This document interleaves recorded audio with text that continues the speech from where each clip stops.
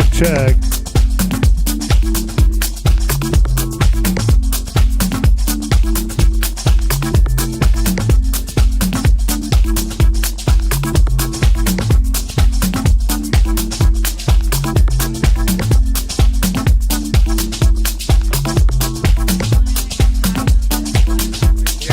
I'll say what's up.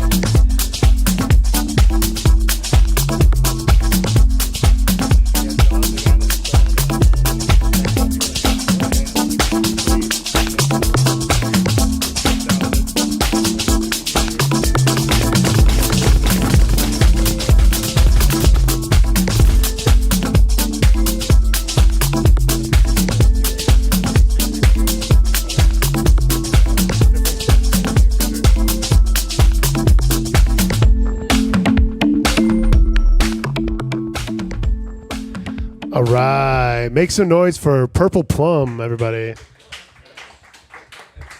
One of my DJ student graduates, killing it, opening up for us. Welcome back to Chop Shop. Thank you guys for coming. We got Essex in the building. Hello, guys. Make some noise for yourselves for being here. Even in this heat, it's 100 degrees outside, and you all made it out to Manhattan. Much love. Oh, I should probably make this lights not... Can you guys hit the lights maybe, make it like normal, the normal setting? It kind of looks cool though, but... Let's see the club lighting. Well, it's just going to keep moving, which is kind of weird, but... Cool. Yeah, we can do like the standard lighting. Get rid of that, get rid of that. Okay, cool.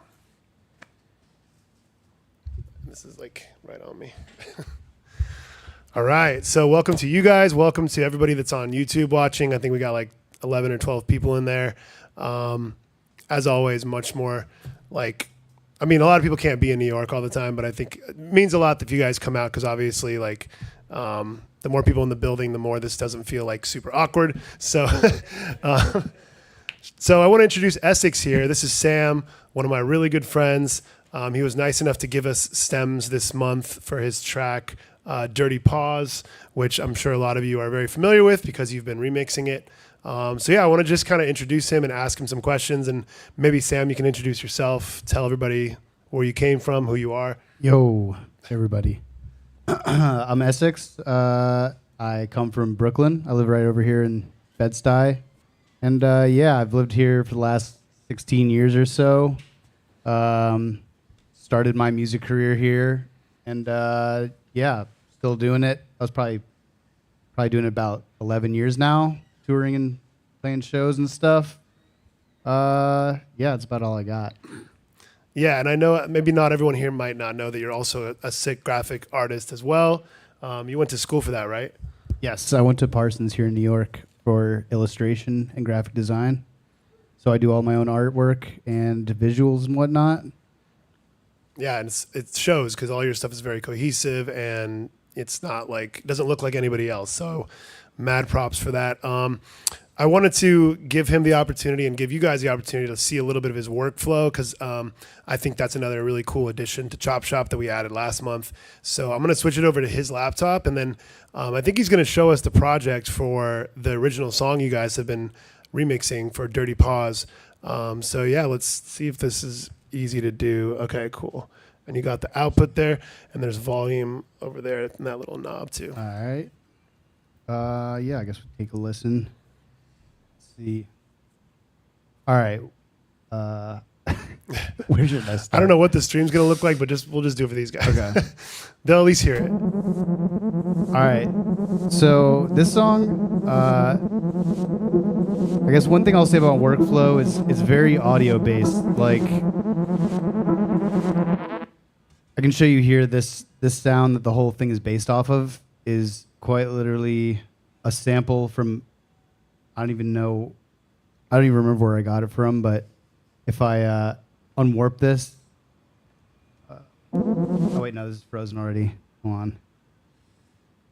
The original one, oh yeah, this is just a sample that I got off somewhere, and it's pitched down 26 points. This is what the original sound sounded like. Oops, sorry. I knew that was gonna. And then yeah. but then pitch down very low. And that's a lot of my workflow is literally just pulling weird sounds and then just pitching them up super high, pitching them up super low, stuff like that. Did you use that original? Because it sounds kind of like when the drop happens, it sounds like the original version of that? Or no, actually, that's just a simple screech sound, I think. Oh, okay. And then, I mean, some of it's that. A lot of times, even if I'm making the sound, like, for example, some of the melodic sounds in here, I don't have the plugin on this computer anymore. And I was like, oh, no, when I show up, this file's not going to work. But then I'd already bounced it to audio because a big part of my process is, like, writing a melody with, like, a synth or, like, a plugin, recording that, and then doing the same thing, pitching it up super high, pitching it down super low, unwarped a lot of times because, you know, it's really just about finding interesting sounds that have like an uncanny feeling to them where it's like, if it feels melodic, the stuff that I love the most sounds like it's melodic, but it's not quite like it almost like your brain fills in the melody. I think this sounds like a good example. That sound is a good example of it, the original sound. But yeah, a lot of it is just manipulating audio and like even like that screech sound that Dane was just talking about. That I think I bounced to audio and then like chop cuts out of it and stuff just for like the drums to cut through and stuff. Let's just play it through so I can think of more stuff to say about it.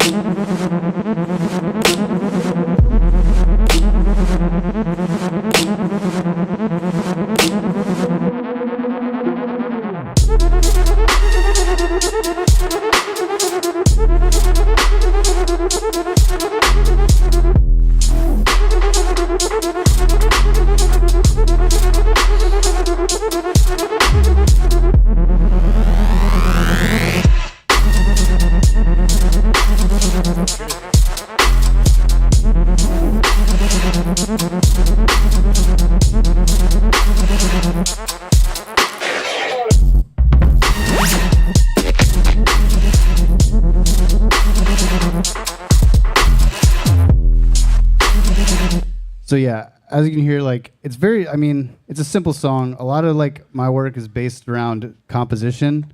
So like if you really break this song down, it's like that weird like almost melodic sample, and the bass is really just like this, which I swear by, Sublab. What's up, guys? Welcome. What's up, stragglers? This plugin Sublab seems like I found it on Instagram. Seems like a very spammy plugin. Every time I've seen it, every time I was advertised it, I was like, man, get this out of my feed. This shit looks stupid. But it's honestly one of the best. How many times did you see it before you got it? A lot. I saw it a lot of times. It went on sale for like 40%. That's why I bought it. But this thing is pretty amazing. Like, wait, hold on.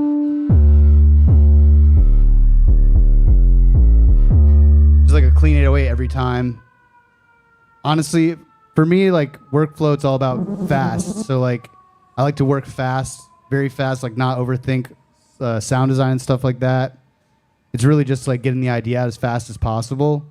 So for me, things like this, where it's just like Sublab, if you can get a clean 808 and like play a melody and it just sounds clean and smooth, that's rarer than you'd think. Like I guess you can use like operator and stuff for stuff like that, but like a clean sound like that. doesn't sound like full and like saturated like that in like a clean way. Saturating a 808 well takes a lot more work than it seems, and this plugin is just a very good shortcut for that. But like in this song, the drums do all the heavy lifting, which I'll play the bass and the drums for you, and that's like basically the whole thing.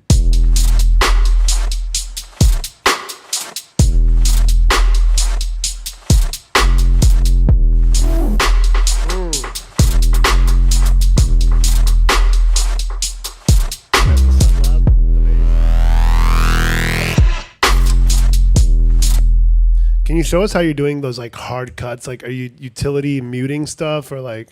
Yes, I do a lot of utility muting. A lot of times, like for example, the bass at the end of this, like the quote unquote drop bass, this one.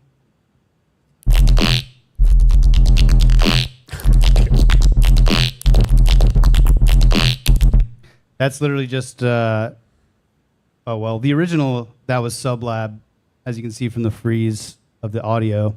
But I literally just put the sub in, and then I have this instant sign compression rack, which a lot of you probably don't know because this was instrumental to a lot of people my age coming up. I'm an old man. Back before you could buy sample packs or anything like that, there was one source of internet. There was like probably a couple videos. There's Mr. Bill you could figure out stuff from, and then there was like one YouTube video of Frequent, and he gave this rack for free. And it's the instant sign compression rack, which is basically what it's doing is if I open it up, I use this in a lot of stuff. This knob basically is like, if you phase through it, it goes through different phases of compressors. Hold on, let me see. Oh man, there's so much. Sorry guys, I didn't realize how much shit was going on here. So like, it's a notch filter with a ton of compression. And basically like, there's the notch here. This moves that. And then there's a band that's for the amp here. But basically what it's doing is it's just compressing it through like 12 decibels. And every time you turn this, it goes another 12 decibels through another rack. And I think the thing if you want to make really heavy bass, one thing that I've learned is you can't be afraid to overcompress things. Like, that's what gives it all the harmonics. Like, I'll give you an example of how I get. Do you like limit it at the end? So it doesn't like break the speakers, or? I mean, my mastering chain is Okay. I put like, yeah, as you can see, this is my mastering chain right now. K-clip. This is just a standard clipper. You can do this with a saturator And too. you're boosting the utility 20. Yeah. Holy shit. So you can do the same thing with the saturator if you just set it to a digital clip. Ooh. But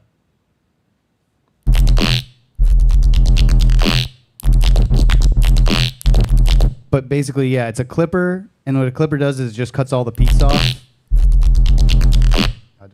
For some reason, this plugin does not work well on my, this plugin works differently on my MacBook than it does on my desktop, but it usually shows the clips that you're peaking off and the peaks that you're clipping off, and then I put a limiter after that with just an extra 1 decibel. Like this is purely just to like get a little extra lufs out of it, but instant sign compression rack I use for everything, and honestly, like a lot of these bass sounds, it's just like sine wave with like, let's see, I'll just do an operator really quick so I can show you. You're just getting like a wall of sound really loud. I just make, so let's see. Oh. Okay, there's that. Get like a little harmonic, and then a lot of times I'll just throw like straight up just a saturator. Audio effect, yeah. A lot of times it's just something as simple as this. Go like wave shaper. And then I'll just crank this to like, where's the gain? Just crank this all the way up.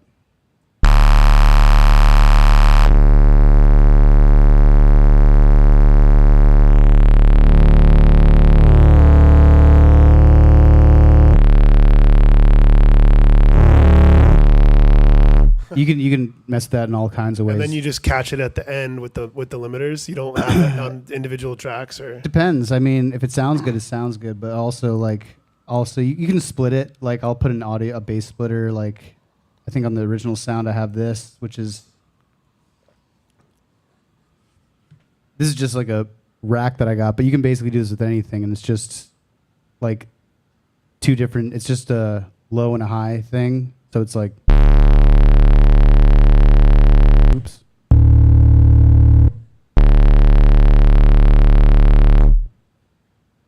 I mean, if you want it to be a clean sign underneath, you can just turn off the low and like let that be a clean sign. But I personally like it to be a little messed up at the bottom. No one's ever given me any trouble about it. But this, yeah, it's like instant sign rack, and then these are just moving around. This is just the notch filter. So basically, Can just a bunch we see of the automation for that? yeah. Let's see.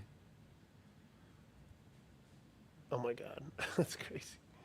So yeah, it's just this is just. I'll play without the notch. Actually, I'll just do that. Yeah, play without this.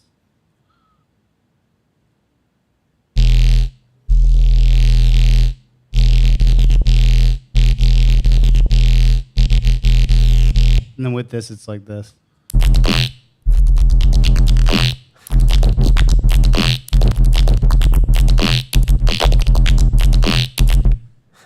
But yeah, a lot of my bass sounds is just a sine wave or like a sine wave with one harmonic, or just like a few. You can mess around with harmonics. The best way to there's a lot of plugins now. Like if anyone has Current by Minimal Audio, it does this automatically. If you go to like the sub, you can kind of it'll have like the harmonic of that note. But with Operator, you can just kind of go into this. For example, this is a sine wave. So if you just go to sine, like when you open Operator, if you go to this and it gives you these, you can just do this, and it's like. What does that do? That like extra little guy. Well, these are. It's like here. Let me see. Oh, this is not soloed. Okay. It's really just like there's a sine. And you're adding harmonics.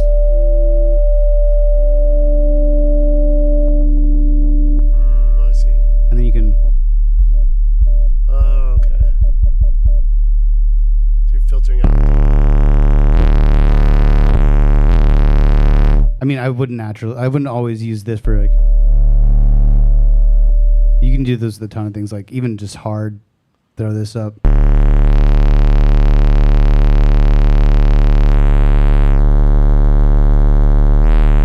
Really what you're doing is like you're just throwing a wall of frequencies, and then from there there's so much you can like. You just want to get like a loud big thing, and then after that you kind of just shape it with filters, you know. So like. And you bounce it sometimes audio, right? Like a lot of times I bounce it to audio. A big part of that is also because I'll show you with this instant sine compression rack that I use all the time. A lot of times if you don't put something after this, so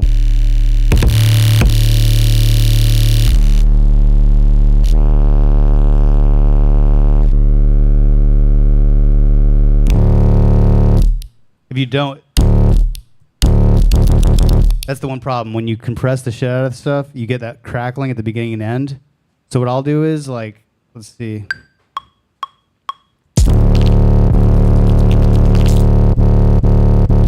So just to give you an example. Like when you just play through this, that's what happens. So that sound, I'll just go in like this with like anything, usually utility, so I can like use this to adjust levels at the end, but I'll just like cut it out because I kind of just like, I know it kicks here, so I just sidechain it by eye, or like, I still sidechain it anyway, but it's, you know, it's not making a difference if I do this, but it just keeps the crackles out. So really it's just like making the most gnarly sound, and then you don't really worry about all the artifacts and stuff you get. Sometimes the artifacts are cool, so you just kind of keep them if you want to use them, but then at the end of the day, you just bounce this to an audio track. You can separate the little artifact that comes after the tail, keep that as a little sample, you know, put that in your pocket for later. Are you pretty organized? Like if you do that, are you making a folder of those? Or are you just like kind of like if it happens, it happens? I try to, and honestly, there's a bunch of sounds in here that I have from like, for example, like this one is like an old sine compression, like these sounds here. This is like this is an old instant sine thing I made a long time ago. Let's see. Sounds like this. But it's, you know. And you like saved that from a while ago in like a pack or something? Or? Yeah. So like, I mean, I've been using like one of these packs called, where is it? Spaghetti House. I had a bunch of friends come over and they brought like, I had a few friends bring their like modular rack over to my house many years ago. This is probably like 10 years ago, and I still dive into this folder all the time. But so like, yeah, this is like a session. I can show you like, the whole session is like 2 hours long. No, it's 30 minutes long, but there's a couple of these, and basically it was just like literally me and my friends with like this modular rack making mistakes, just doing like not knowing what we were doing and just turning knobs and stuff, and we just got 2 hours of these sounds. Sorry. Oh my God. There you go. Sorry about that.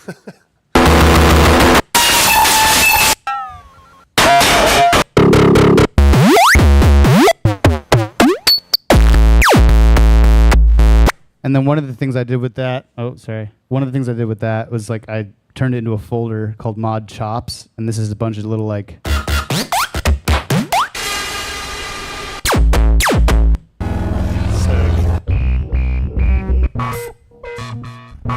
How much for the pack, dude? How much for the pack? Nah, you're just gonna, man. I've used this so many times. I would just be nah. No, it's okay. I'll make a pack Hell myself. no. Hell no. But yeah, honestly, it's like a lot of that, and then like even like there's just I've never used Splice, but like I buy a lot of sample packs, and then there's like certain things in here where like if I'm looking for a specific thing, I know like exactly which pack I want to go to. Like these ones are very good for drums,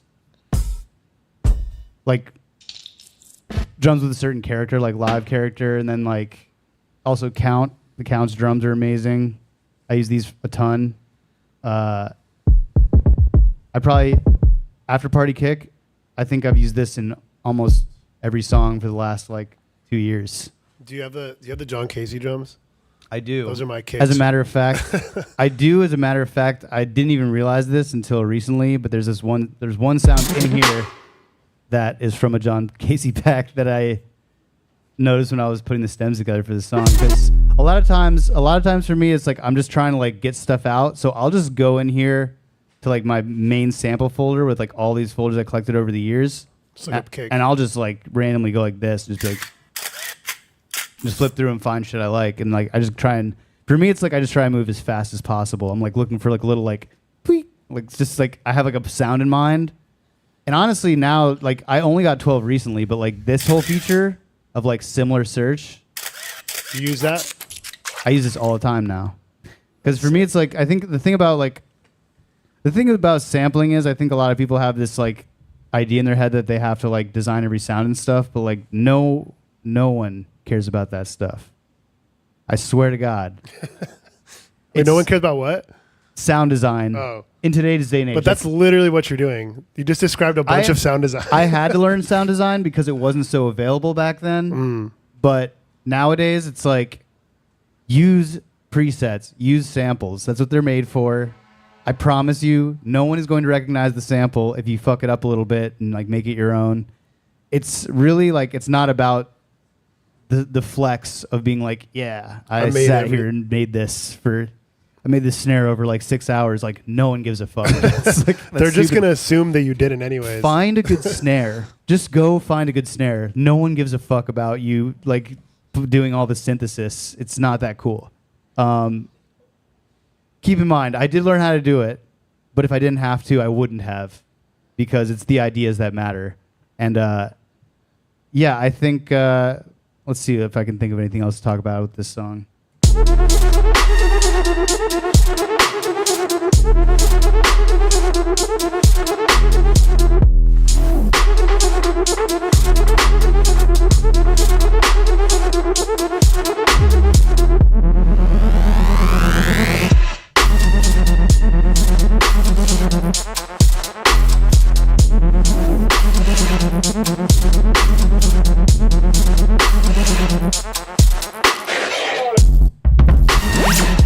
Oh yeah, this is John Casey.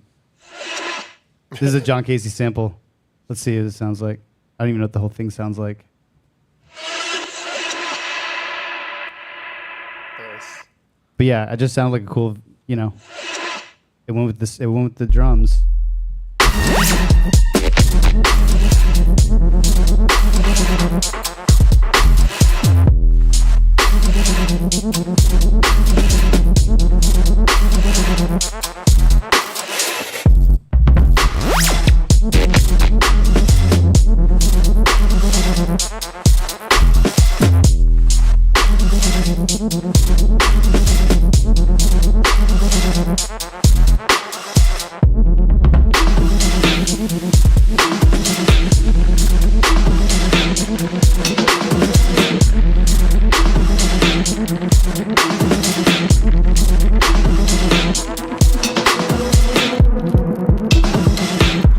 Oh, I think I found something I could talk about. Let's see. These sounds. So, like, one of my main things I love to do is any sound. I use like echo feedback a lot. So, like, I can just show you with an example. That's how I made this. I can't find the sample that I used to make it. I think it was just like a little like bloom, bloom, bloom, bloom. But like that little like, that's what the Mellotron was actually. But okay, I'll just show you with this sound as an audio clip because it's pretty simple. But it's like these little dives.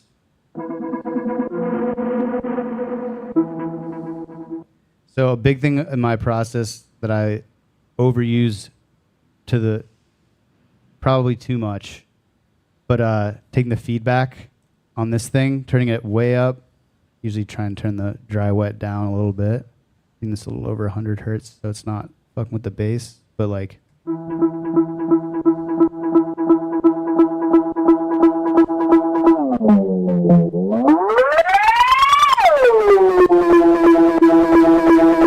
sorry. It's really annoying when you record that? Yes. Usually I would put a clipper afterwards. I forgot to do that, so apologies. Let's see.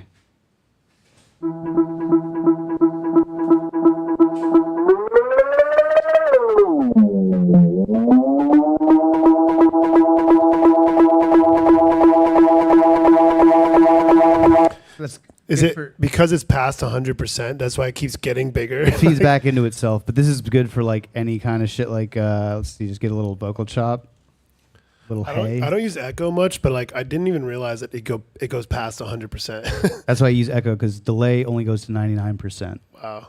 This goes up to 150%, and I can tell you it gets very annoying at 150%. But I usually like to stick it at like 120.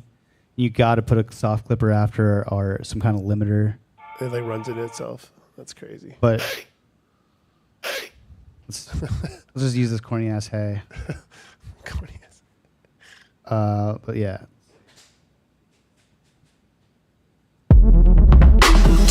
Put on the snare.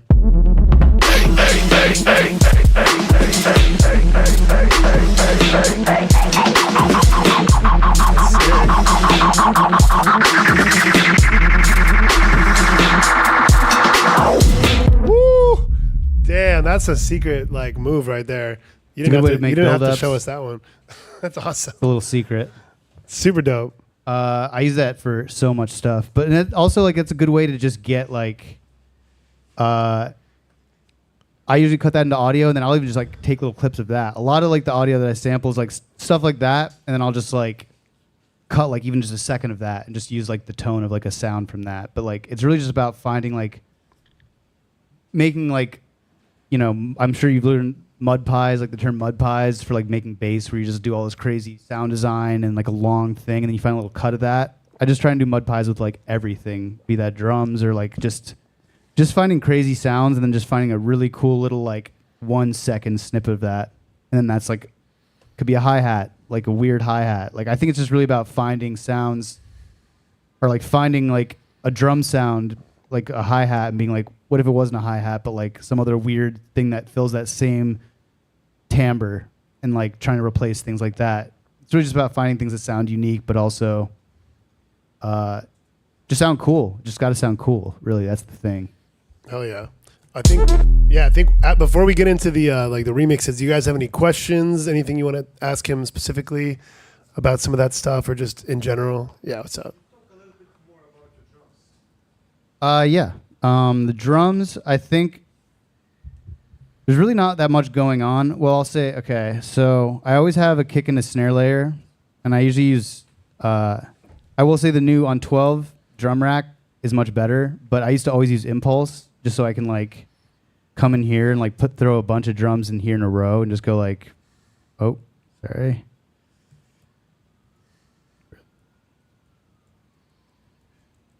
Sorry, I gotta get to the, oh, there we go. I just like to flip through them really quickly. Same with snares.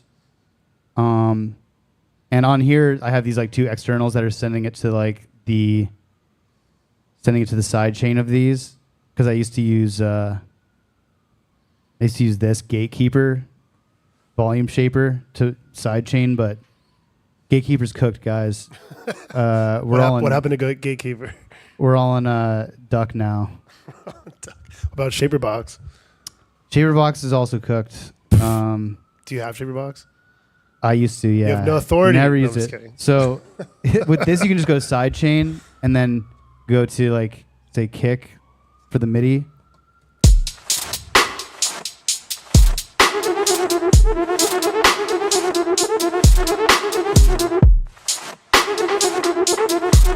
The nice thing about this one is that's much faster. This one with this one I don't have to put like an external instrument sending it to that channel or whatever. That's the main reason everything else is cooked. But the other reason that Duck is good is because it has this crossover thing. So with this, if I don't want the highs to be side chained, I can just pull this down and it's only side chaining the lows when the kick That's hits. sick. So that's, I mean, this, I'll be honest.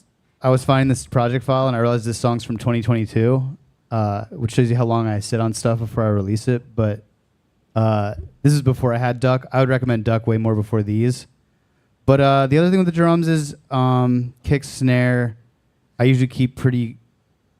I usually put like this kind of limiter, like very short release, very long attack, and then like I just leave that on. Like it's barely even hitting, but it just fattens it up a little bit. Usually keep the snare like where the transient is, just below that. And a lot of the heavy work here is like the track delays here. So like, I don't even know how you can get here. Oh yeah, Ableton, I forgot. Weird. It's in view. Ableton 12 kind of fucked this up, to be honest. Yeah, that's the weirdest. I think you have to go to view and Arrangement track controls. where's that? Oh yeah, here we go. Arrangement track Track controls. options. Yeah, you have to like turn this track options on to get this. But I really just like with like my percussion, like hi-hats and stuff, I'll kind of just like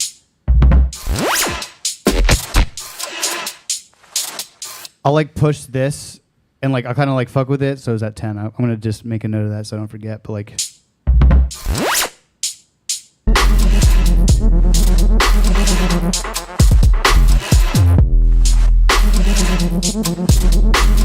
you just keep pushing it. You kind of just like keep pushing this as late. Like for a lot of times for me, it's like tops, like hi-hats and stuff, depending on the feeling or the vibe of the song.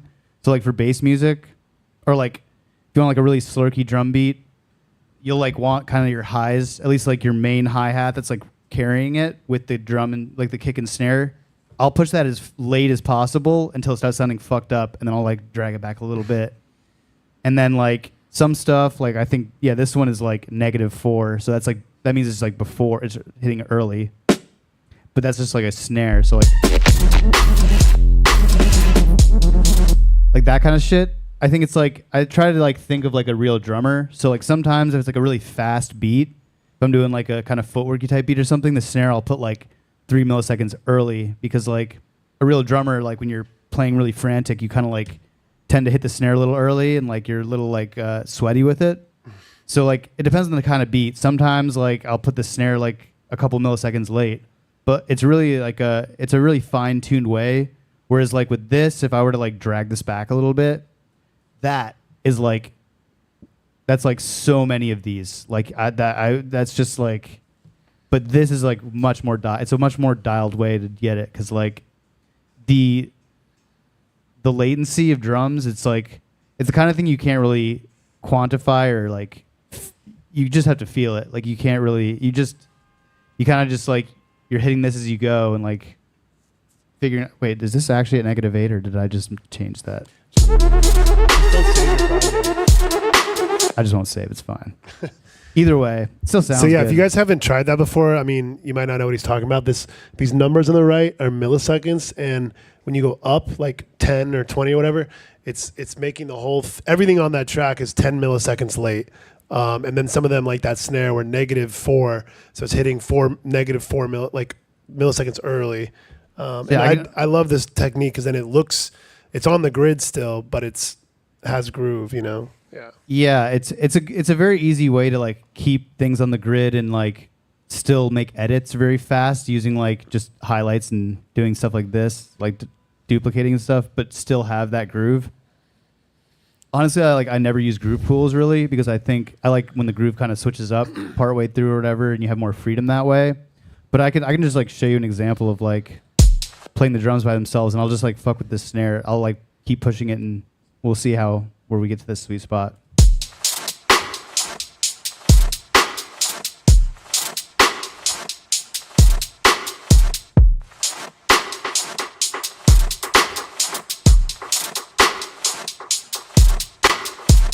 See, like, I think we just hit 23 milliseconds is like that's like the end of where it started getting fucked up. And I think I had this at 8. So like, it's really just, you kind of just gotta use your ear, honestly. There's really no way around it, but let's see.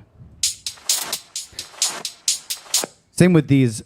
Honestly, like now, this is not that pan. This is like a 5. This one thing is here. So I just started a band with Tie-Dye Kai that I've learned a lot from him recently, and he put me onto the panning thing. Like, I never used to pan my drums because I was always like, oh, dance music, pan drums is going to sound bad. It turns out that is not true. It adds a lot of layers to this, which I didn't really use on this song. And I regret it deeply. It keeps you up at night. Yeah. But it adds a lot of dimension too. Like I always recommend, like you kind of just like push the pans a little hard, as hard as you can. Let's see. Oops. Oh yeah, and then at the end I just have this. Like if you go to glue compressor, let's see. Oops. Forgot I can't just go to like the presets here. Yeah, the glue compressor preset here, drum, full parallel, is basically the same thing I'm doing here. I have it a little further on the attack, but like, it's just a short release, early release, late attack. This one's set at 50. Yeah, but yeah, basically you just want if you want like your drums to really come glued together, I use this a lot. Just glue compress, short release, late attack. Getting it.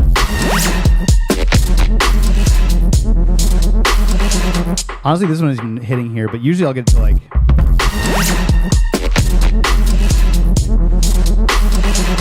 This is like 5 decibels, so you use the makeup to just kind of make that up. Oh, thank you. But yeah, just don't be afraid to compress. Really, like if it doesn't sound bad, like people will be like. When I first started out, I was very concerned about my dynamics and being like, oh, I'm going to lose all my dynamics.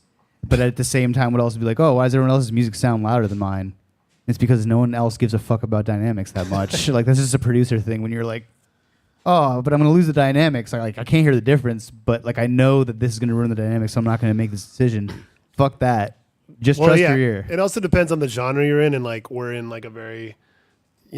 genre that's like the loudness matters, like if you're making a film score, you might want to think about dynamics, but like, if you're making most electronic music, you really want it to be loud. Yeah. Yeah. I mean, I think any like, let's see the Lufs meter here. Any like professional mix, and this isn't even the master that I use. I send my shit out for mastering, all honesty. Bob Mack. Do you take... Shout out Bob Mack. That's what I was going to ask, because you have a lot of stuff on your master that you're kind of relying on to like kind of catch these things. What are you doing before you send it to the mastering guy? Turn all that shit off? Literally just... Or you put a utility at the end? No, I just do this. That's it. Then I send it in. And you trust that he'll be able to do that, kind of? All he's doing is literally the same thing I'm doing right now, which is a mixture of clippers and limiters. Okay. So there's like the clipper first, that cuts the peaks. Limiter gives you a little extra boost. And hopefully, like. But also, I always have a spectrum before all these things, because you put them after, that's going to look bad. But spectrum analyzer, set this to 0, so it's like at the top. Like if you set it to auto, it's going to jump around like this. Like now your levels are jumping around. But I just set this to 0, and now it's flat. And really, you just want it to be kind of like filling the frequency spectrum, but like just ramping up slightly towards the bottom. You just want it to be like only slightly ramping up. Anything over than that, like when I like a lot of people I write with will like go into their bass and be like, oh, you're in like a room with like bad acoustics, so you're like, oh, I want the bass to really kick. So they're like.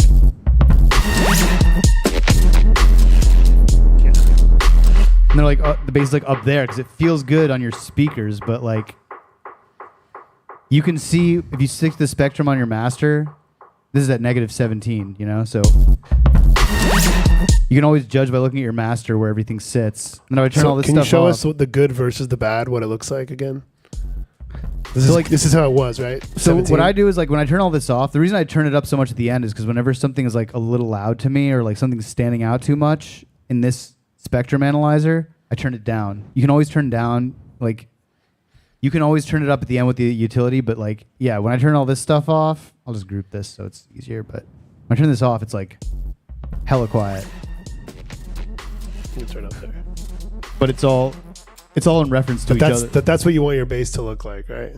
Yeah, so I guess to give you an example, I'll just turn this all the way to 0 and show you like, when you turn it up, it kind of like glues the elements together as well. Like that's kind of what the clipper at the end of my thing does. And keep in mind, like I don't use the clipper at the end of the master. I don't use the clipper before the utility on every single song. It comes down to like the kind of song it is and the vibe. If I'm making a softer song, the thing about limiters is they pump. Like the way that they like lower the volume is they kind of have like a pump to them, and it like kind of takes away the sharpness and the hardness of it. So if I'm making like a heavy bass song, clipper before the limiter. If I'm making like a chill melodic song, sometimes it's just a limiter. But either way, it's like what a mastering engineer is doing at the end of the day is he's getting it louder. He's getting it at like an even loud volume. And the way he's doing it is he's using a clipper and a limiter, or a combination of the two. And, you know, obviously you can change the attack and decay of these things. You can do this yourself. But honestly, this setting is like, I wouldn't even really use this setting anymore. Let's see. This one's better. But here.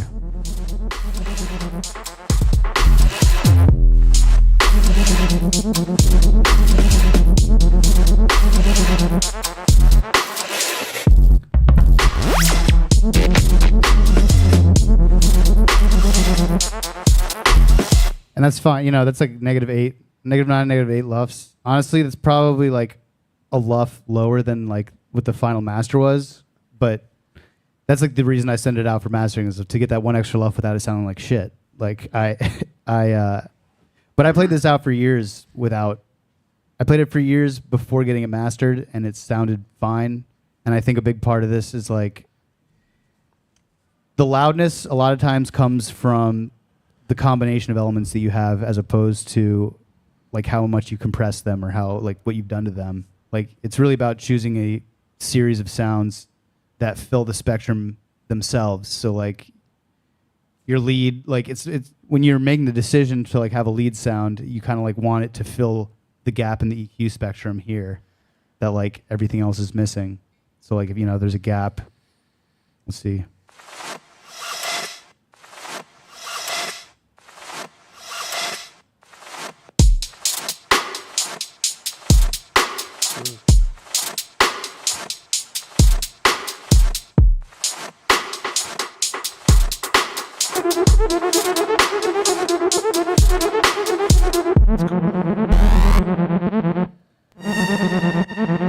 It's not that visible on here because it's no, just like that the totally master makes sense. thing. Like every element you added filled in the spectrum more. So it's really cool. Yeah, it's really just about like the way your sounds interact with each other is important, you know.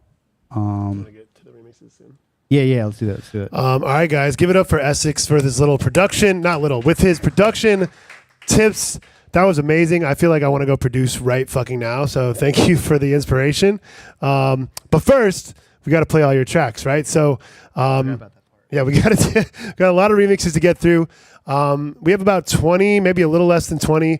There was actually like almost 90 downloads. So, 70 people chickened out, but 20 of you guys went for it. So I think some people were just kind of like taking the advantage to like get his awesome samples, but maybe we'll put a lock on it next time. Like these samples will self-destruct if you don't submit a remix. Yeah, I'll just delete them. Just delete it. Yeah, I mean, you do have the link. Okay, so yeah, let's get to it. Let me switch over to this one. Okay, cool. So yeah, if you guys are new to this, or I think most of you have done this before, but if not, we're just going to basically pull up each remix and play it. And if it's longer than a minute, we'll probably cut you off around a minute, unless it's insanely fire, and then maybe we'll let it rock. And then we'll give a little feedback, and then we'll move on. And at the end, we will announce like our favorite top 3, 1, 2, 3. And the first place winner is going to win some plugins and stuff. I kind of forgot what you win. I think you win, I don't know, some sort of plugin. I always like try to just, reiterate that for me and for a lot of you guys, this is more like an exercise. It's more like a monthly kind of flex to like flex your production muscles. And I don't really care who wins. I don't think you guys should really care who wins. It's just fun. It's fun to kind of like see what your stuff sounds like in a room full of other producers, in front of a very accomplished producer. So I care who wins. he cares who wins. He doesn't know what the prize is either. Okay. Let's get to it. Up first, we got Ambition. If you're here, let me know. We actually have a lot of people in the stream right now. We got like 20. I believe it's probably pronounced ambition. Ambition. Okay. AMBSH. I'm very good at reading EDM analogy. EDM names? Okay, good. Ambition. Cool. We got 21 people in the stream right now. It's pretty good. So if you're in the stream, here we go. Ambition. Oh, shit. Got the volume here. Okay. No, I think we're good. What the fuck? One sec. Oh. You got to switch your output. Oh, yeah, you're right. You'd think I would know how to do this. Okay.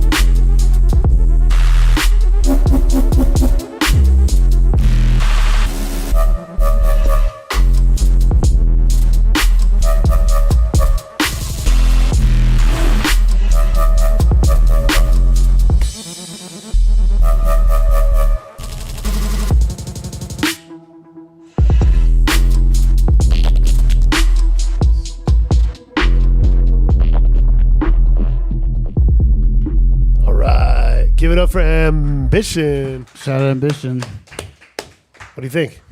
So I think this is a good example of two things, which is doing sound design that is, fucked up sounding but still sounds good. I think you did a good job at that. I think it's also a good example of what I was talking about before about the sub being way too loud.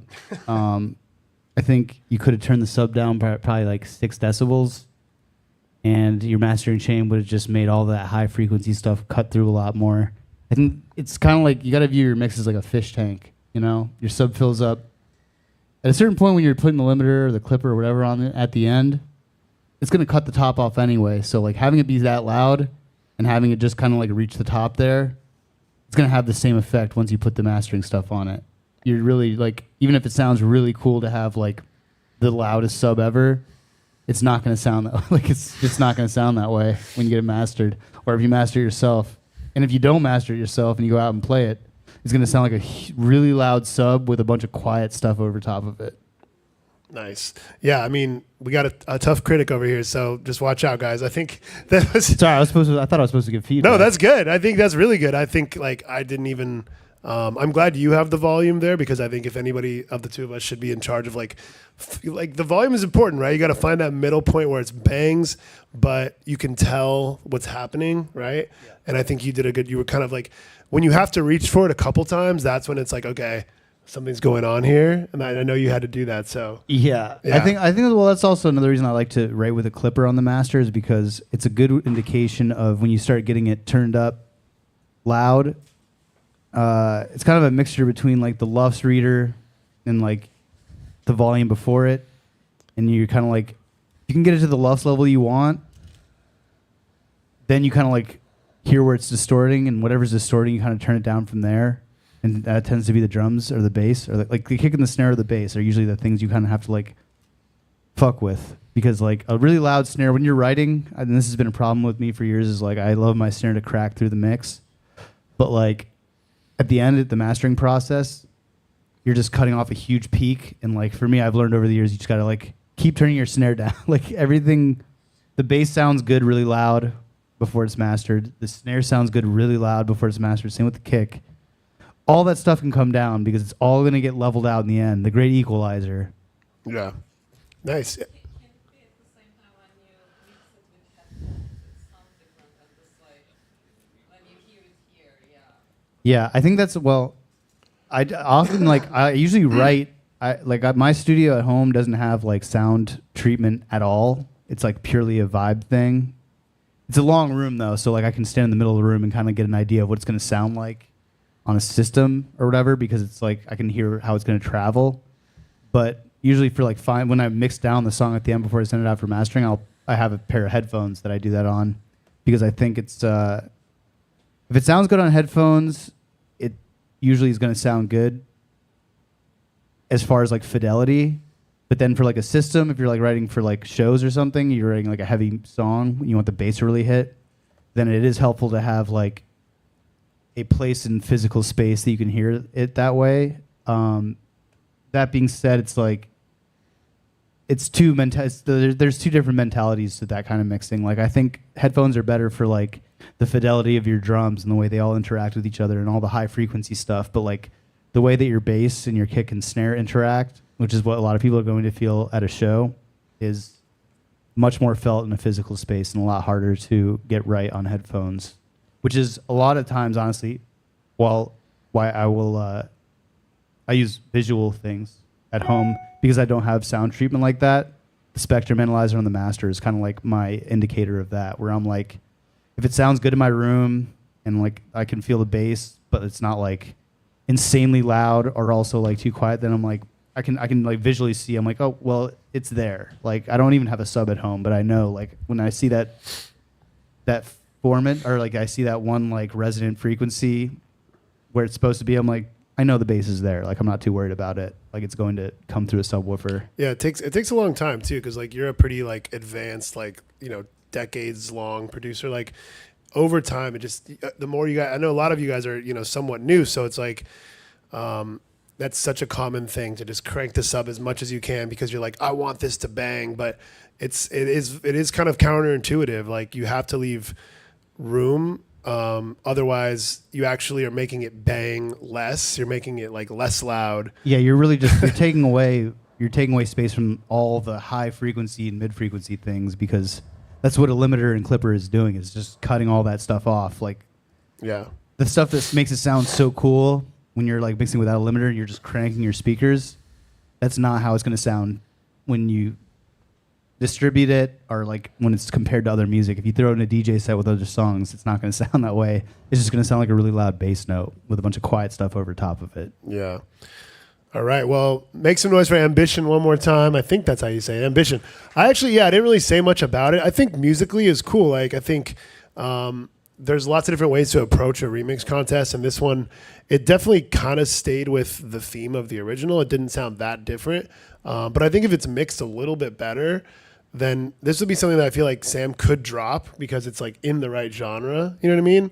I'm not saying you would. I'm just saying like it's a flip of the track that's like recognizable but different enough. But there's other ways to approach these contests, and I really like doing this because I get to see all the different ways. Like Leaf Boy over here always does like, you know, the like singer-songwriter versions of like bass music, which is always amazing. So it's like I'm excited to see everybody's stuff. But all right, let's get going with Love. This is my boy Weston from LA.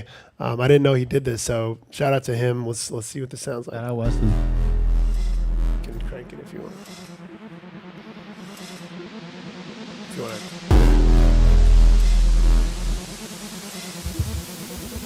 You don't know what you started. I put the return.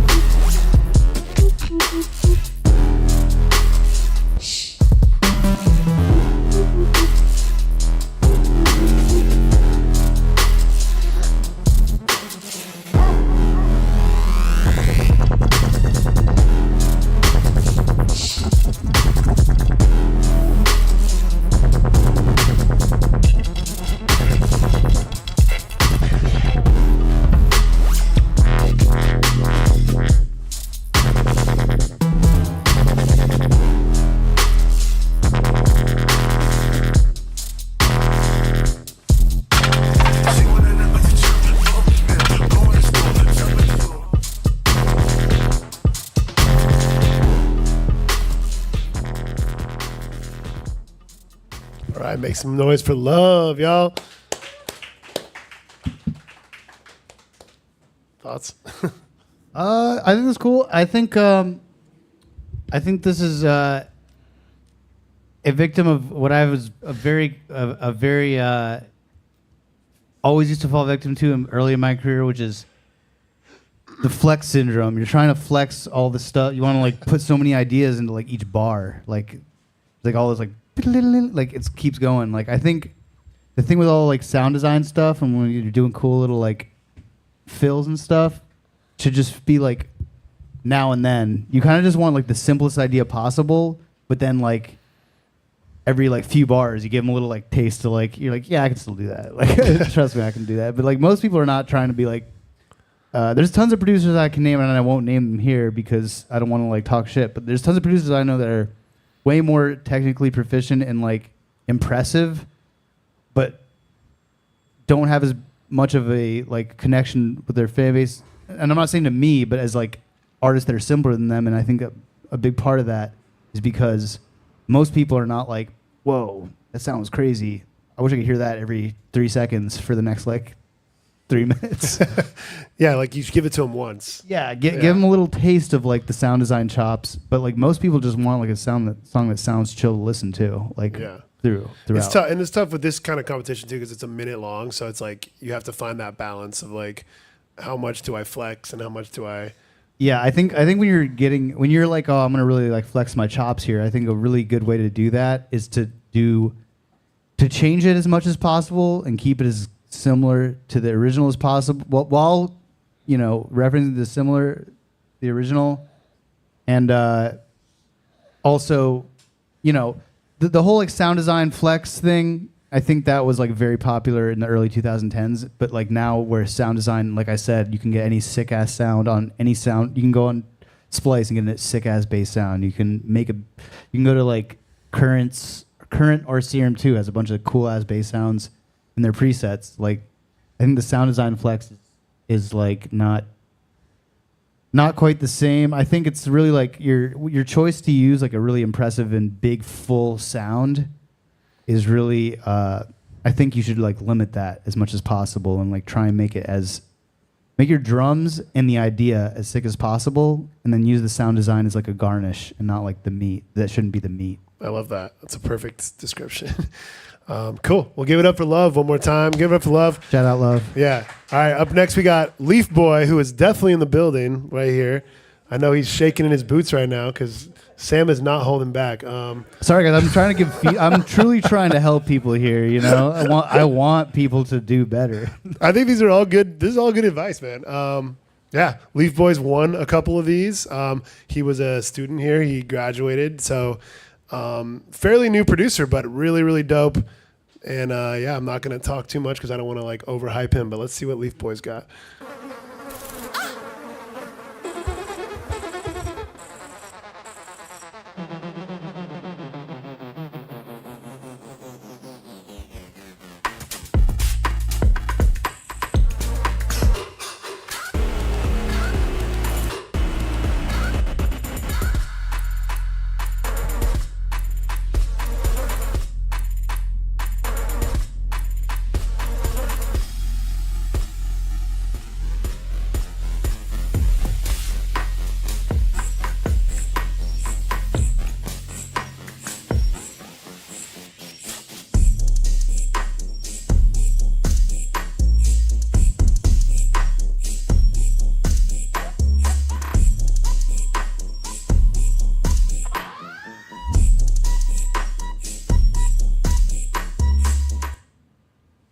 Nice. Make some noise for Leaf Boy.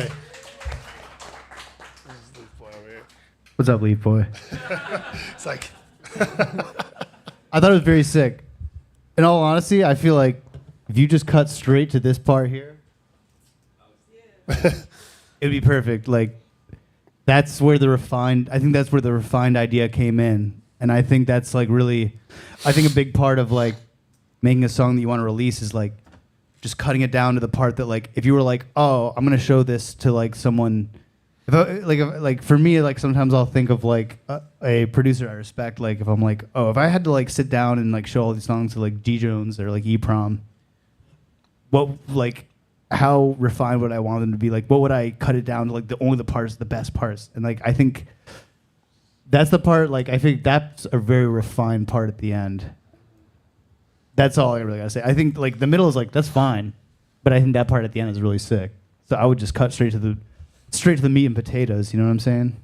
I was totally thinking about that, so it's funny you said that for sure. Yeah, and you know, I mean, trust me, I do tons of filler myself. But then when at the end of the process, that's when I'm like, cut. I just cut a bunch of shit, you know? And that's how I feel. it's one of the hardest things to learn how to do as you get better as a producer, because like every section like is like decent, you know what I mean? But then it's like, I think once you start like putting out more, I mean, you've put out a bunch of music, but I think once you put out like more electronic music and stuff, like for me, I've seen like the results of like, you know, the ones with a bunch of filler get like, you know, 5,000 plays. And then the ones that are just like, you know, a 1 minute track that's just like, boom, like here's the heater, it gets 100,000 plays. And it's like, yeah, just get to the part that like everyone wants to hear. So yeah, I agree. The ending part was really sick. I like the theme. I like the art and the theme. Like it had a whole vibe with the bees and everything. I appreciate the theme too. I've always thought it sounded like bees. So you're very perceptive. All right, cool. Give it up for Leaf Boy one more time. All right. You should rank the last two. But all right, up next we got Oscar Ciudad. Is Oscar here? Oscar has submitted to a lot of these. I think he won last time, maybe first place. I'm not sure. He's won first at least once. Oh, look at that big old waveform. All right, let's go. Big old sausage. Big old sausage.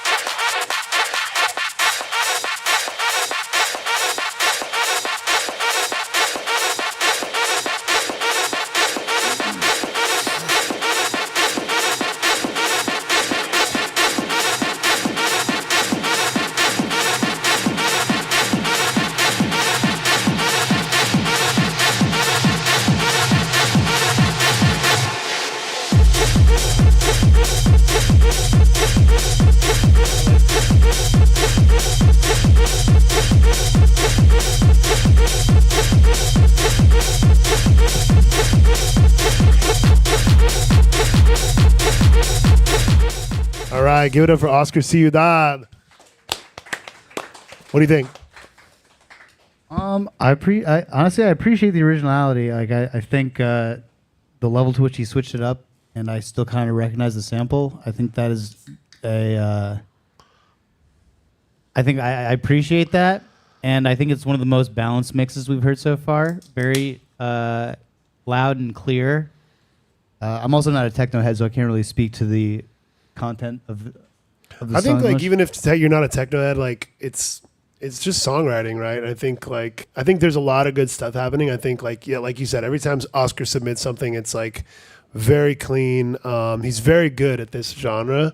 Well, that's why I'm like, my critique would be like it's a little repetitive, but it's like that's what techno is, Right, yeah. No, I think it is repetitive. I think like he's had other submissions that felt a little bit more fleshed out as far as like songwriting goes. Like I really liked the idea of what was gonna happen here. Like I think what he did, what I kind of heard was like that song, like the Sesco song that's like tearing up the place, Yeah, and then the yeah. beat switches and it's like tearing up the place, like he kind of Yeah, switched yeah. it. That's kind of what I felt like he was gonna do, Rhythm but switch. he might have done that, but it was so like subtle and like not like if you're gonna do that, which I think he might have. I'm gonna hear it again, but like if he Well, did I think the like bum bum bum bum bum. It Yeah. lends itself very well to to like doing that, I think he did all that. kinds of like rhythm switches, like top switches. Like Let me hear that. I just want to hear this.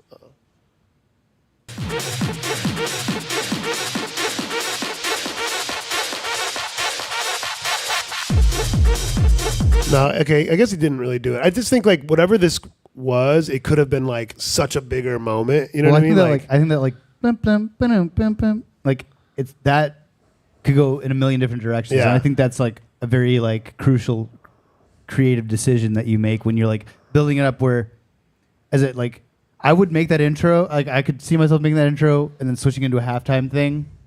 But that's just like my thing. Yeah. And I think that's like, that's like a big part of like how I work is also Yeah. just like finding one of those loops that's just like, oh, this sounds cool over and over again. Yeah.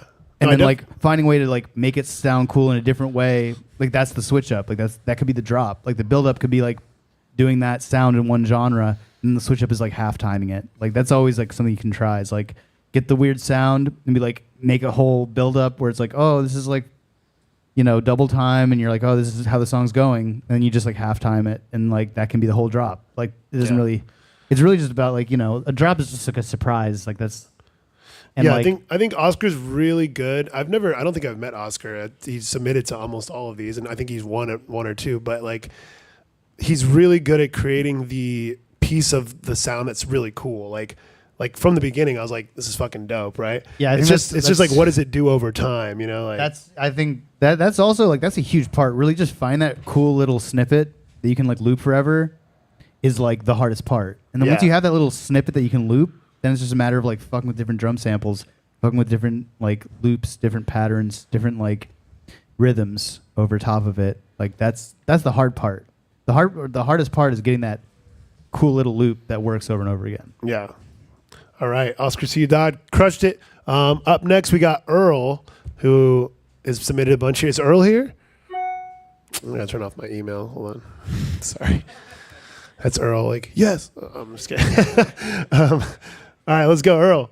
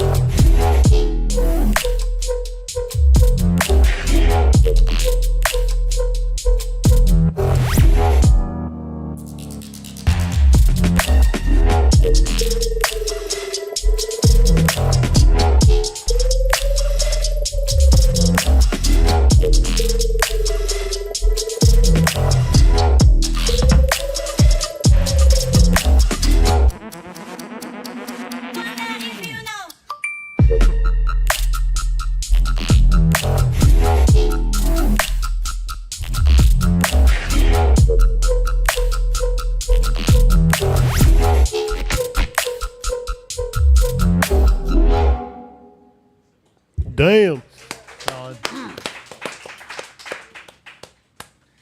I mean, that was solid. Like solid work. I have no technical gripes with this. I have no feedback to give on the technical side of this. If I had to force myself to give you one piece of feedback, as far as like what I would, if I was to like force myself to be like, you need to change something, which I don't think you do, I would just say it just sounds like it kind of sounds a little safe. Sounds like bass music I've heard before. Like I think there's like that's that's like most music that you guys probably love. So it's not even really a critique. I think it just sounds great. Okay. No, yeah, I think probably one of the best ones yet. But I mean, I'm loving hearing his critique because I feel like I have to give some kind of feedback on everyone. So like, whatever it is, that's what it will be. Yeah. No, I think Earl's awesome. I'm pretty sure this is Earl who went to 343. If I'm not mistaken. Yeah, it's incredibly technically amazing. Like it reminded me of the original as far as like not because it sounded like the original. I mean, obviously it had a lot of this stuff from the original, but it had a lot of the same amount of like clean kind of like flourishes and things that I remember from the original. So yeah, I think it's all the sound design is solid. It sounds cohesive. That's really like the thing when you are doing a bunch of like disparate sound design that's all kind of fit together in a puzzle. Like that is a hard thing to come off, to achieve, which he definitely achieved here, and I think it sounds really good. And what could make it less safe? What could he have done to? Well, for me, it's like that's for me. That's like personally, it's completely a taste thing in my sense. Like I like to have a couple sounds that sound bad. Just like switch it up. Yeah. So you're saying make it worse? I'm saying I was like fuck it up a little bit. Like don't worry about. I it really being like. There's one thing you didn't hear that's so cool. I like what you're saying. Like it sounded like the computer died or something. That's perfect. That's the kind of shit I love. Yeah. Like that was sick. I love that. Yeah. All right, cool. Give it up for Earl. Earl's crushing it. All right, up next we got Hazy Baby. Hazy Baby, are you in here? Oh, get ready. Hazy Baby. About to get hazed. Don't worry, I'm not. It's much harder to roast you guys that are here in person, so don't worry. I'll be very nice.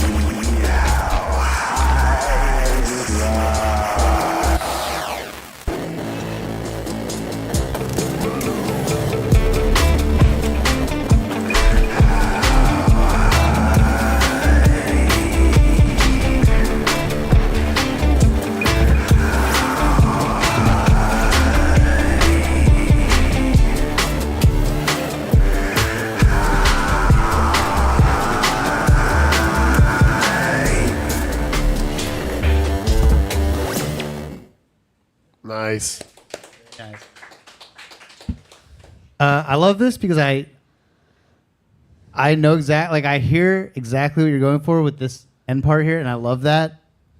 I feel like this style, I would just cut so much stuff from this. Like I think that vocal with like a really like whatever, like the banana, like that, like kind of like driving thing, make that very loud, make the vocal very prominent, make the drums a little less transient, a little less like punchy, and a little more like, and then it's like, I love that. Like, I think that sound. I think the thing is like with the style of music you're trying to do, you have to consider breaking the rules in the ways that make like the way that made that kind of sound cool in the first place was just breaking the rules and like making it very distorted and fucked up. Like I would just throw a overdrive on a bunch of the tops of those drums. Make them all very blown out. Make the vocal very blown out. Cut all the elements down so it's just very like driving and in your face. But I see what you're doing and I fuck with it. And I think the way to get that impactful, with that vocal, like I think you need to have as little elements as possible, as fucked up and distorted as possible, all driven together. You know, just far enough that the dynamics aren't fucked up, but don't be afraid to break the rules a little bit and throw a bunch of distortion on everything. You know. Okay. Yeah. Thanks for the feedback. Yeah, I think it was cool. I think just simplify it, kind of what he's saying, just like whittle it down to like the most like important parts of it. And then I feel like there was kind of like a vacant kind of space, like after hearing all this bass music and how much this room can like shake with sub. This one had like just like an empty space down there. So like put something. The sub, there's a lot of like above that. There's like mid bass, but then. Yeah, this room's also not like ideal, but it's very like it exposes you. Like if something's wrong with it, like it'll show you. I would say for like this style of song, like I would almost just hear like more of a rolling, like we would hear with like a bassist where it's like boom, no no no no no no. Yeah. And like yeah, well I've made a bass line playing guitar before as well by like pitching it down and all that stuff, and it works the same. It's really about just getting that like root note to hit at the frequency range you want.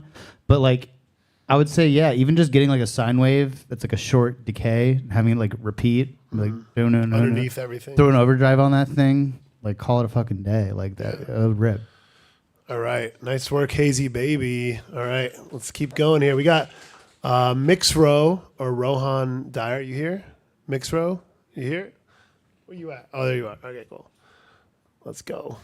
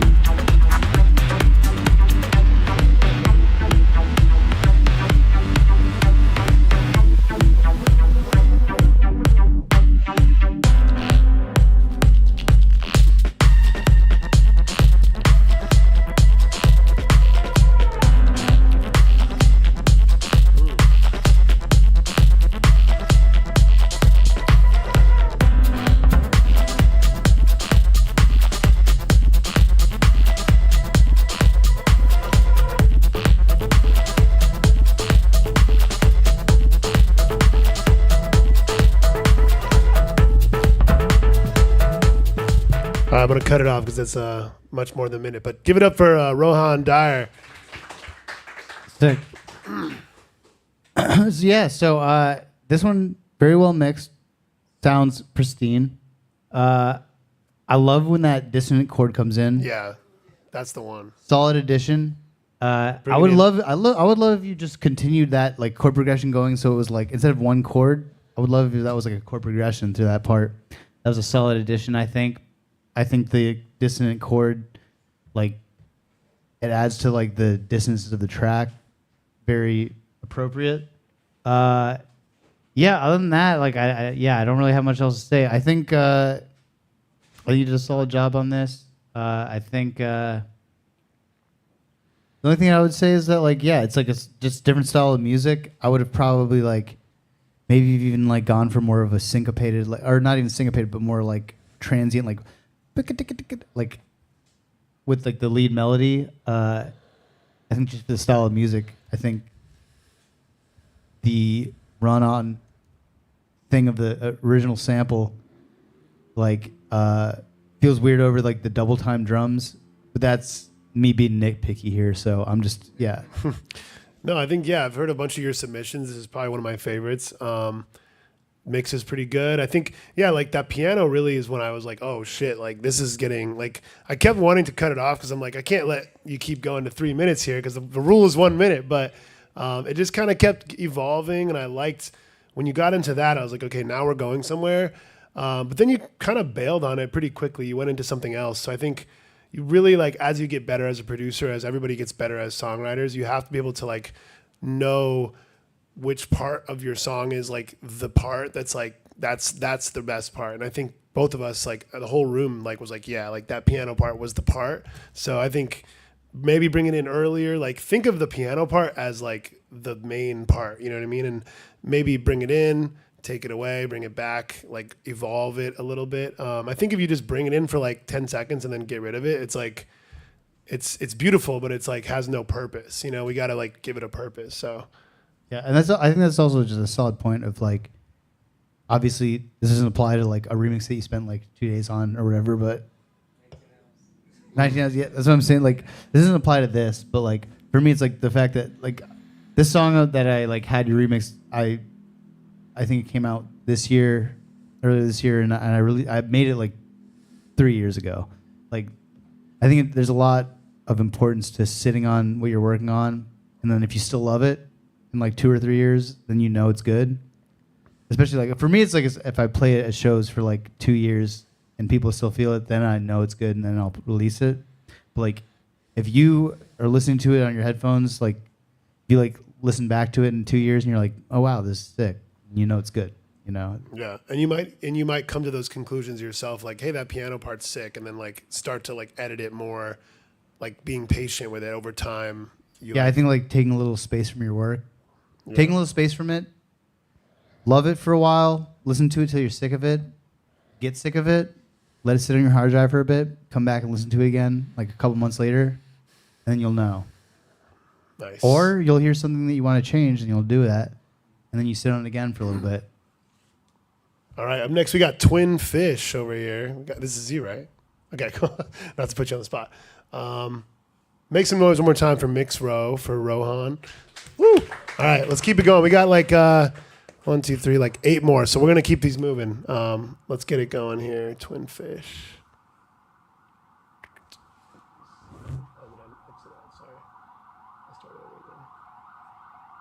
For something entirely new.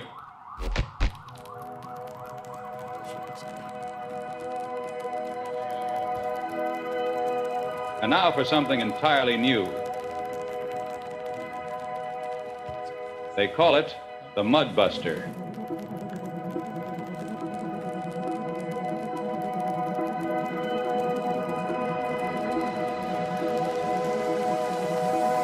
Clean those dirty paws.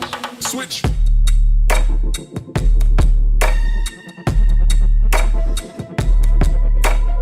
Dirty.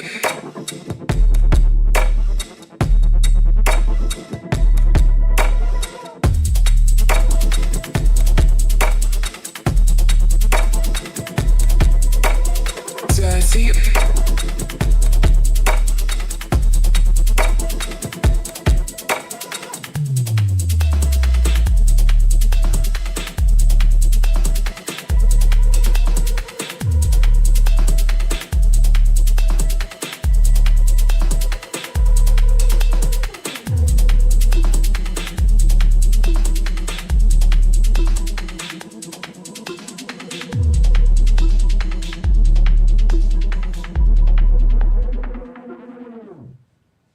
All right. Make some noise for Twin Fish. I will say this has been my favorite one so far. Very sick. Love the little sample in the intro. I would love to get where you got that sample from, because I assume you looked on that internet site where you can type the word "dirty paws" in and it tells you what a TV show that was sampled from. And then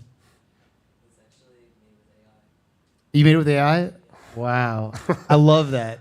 That's sick. Sounded very natural with the vinyl crackle. I mean, the kick was a little loud. That's my only like mixing note. Other than that, yeah, it sounds like a sick intro to what's about to be very awesome. I feel like you're very capable of making this something insane. But other than that, I have no notes. I feel like it feels like a really, really good intro.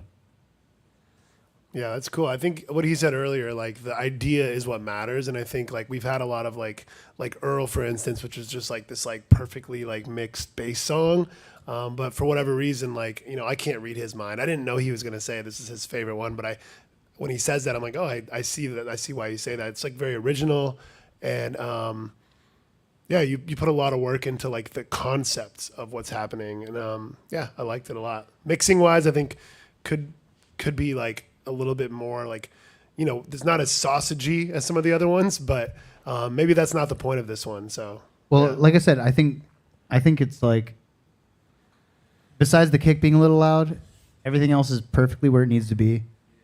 I just think it feels like it's where it hits at 122 right there.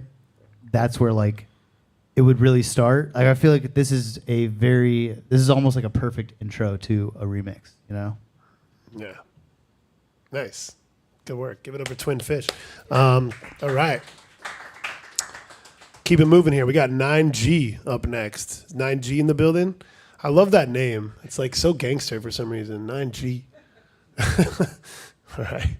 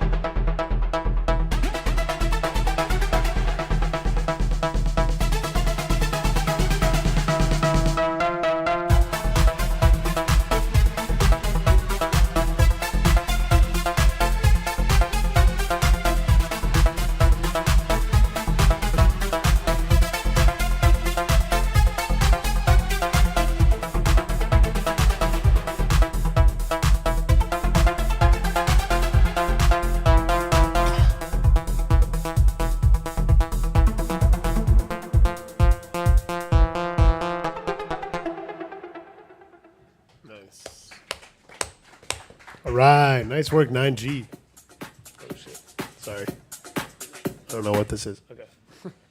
Golfos. Yeah, I mean, it was mixed well produced. I assume, did you get wait, who am I talking to? Oh, yeah. Did you, I assume, did you take the sample and then turn it into MIDI notes and then put that into a different thing? Kind of. Actually, I just did it by ear, but what you said probably would have been easier way to do it. I mean, probably not. The thing that I was saying doesn't do it that accurately, but I get the idea. I think it's like a good interpretation from your style. I think the melody of the original song was like, or at least like the interpretation of the melody was like I said before, like not even really a melody. It's more of like an atmospheric thing. Whereas I think you took that and turned it into like the meat of the song, which is where I'm sure it was tough to like make something like cohesive when you were like sitting down being like, how do I make something out of this? But I think, yeah, my only note would be like I think there's a thing with high frequency and low frequency notes, or high frequency and low frequency, where when something is a melody that's like fast or like running with dance music especially, I think like the fast running melodies kind of things, there's always this decision where you're like, do I make this the bass line or do I make this the melody? And like it's really, I think with bass music particularly, which is what my expertise is, so I can't really speak on like faster bass or faster electronic music like this, but I feel like a lot of times the best decision with electronic music is always simplify. So like the bass line being as simple as possible is always the best route. So I would have almost liked it better if you just cut the low frequency out of the, like had that run and then just had like even a flat bass note or like a pumping bass note or something. Like for this style in particular, maybe more pumping, but like I think the simpler your bass line is and the less notes that are in it is the ideal. Like the best bass music has the least amount of notes in the bass line at least. Yeah. Yeah, I was gonna say I don't really know exactly what parts of this are from his, but like I know it's like in the same key, right? And it's like the theme is there. Yeah, I think the thing that stood out to me was I think like the really fast stuff is cool. Like that stuff I think is really cool when it's very like on the grid, like it kind of has to be. But then the kind of like quarter notes or eighth notes, like dun dun dun dun dun dun dun dun. Like I think you should probably take notes about like what he was saying about track delay earlier, because when things are right on top of the beat, like it feels very, I don't know. It feels very like a finance bro, like EDM. You know what I mean? Like I want like some swing. Like, Yeah. I want like dun dun dun dun dun dun. Like put it like 20 milliseconds behind the beat. You know what I mean? Like The like the hustle culture Instagram beat. It's like, boom, boom. It's like that. yeah, that. You know what I'm talking about? Not really, but You guys know what I'm talking about? hustle culture, like the guy who's like, let's get it, like let's. Yeah. And the background music is like, don't. It's just the 808 cowbell. I don't know exactly what he's talking about, but yeah, I just think like in general, in music in general, like you want it to be cool, right? So I think being right on the beat is like not cool. You know what I mean? I think unless it's like that has to be like on the beat or else it's gonna feel kind of like messy. But dun dun dun dun dun dun dun dun like that can be really swung. I will say the track delay thing I was talking about before, even like panning a little bit. There's a thing that happens when like even if you're changing the track delay on your high frequency percussion a little bit, like almost an unnoticeable amount, something happens where like it just phases a little bit and like sounds it. There's no technical thing I can like tell you that like makes it work, but it just does. Like when everything is perfectly on grid and like all the transients are on top of each other, sometimes that is cool when it feels intentional, but every other time, if you just like offset all the times a little tiny bit, it does some like weird magical thing that I can't describe personally, but Yeah, it and I does think make what it- he was saying earlier is cool too. Is like push it to the limit and then pull it back. Like try like 40, like push it back 40 milliseconds. It's probably going to be too late, and then dial it back until it feels like you're like reeling it back to that perfect little pocket where it works. Or don't do any of this. You don't have to take my advice. That's what stuck out to me is the very quantizedness of everything. And I liked it on the fast stuff, like and I didn't like it as much on the slow stuff. I will also say on Ableton 12, I don't know if you're on Ableton 12. You are. You put me on the screen really quick. Oh, okay. The Stellas are hitting, y'all. No, there's a new feature called Humanize. It's actually like a game changer that I've shown to people, and they've been like, okay, I'm switching to 12. But like, if you see this, like, so let's just put a hi hat here. Whatever, it doesn't even fucking matter. I'm just showing you that like, you can straight up just grab this stuff and say Humanize here. Boom. Just moves it around a little bit.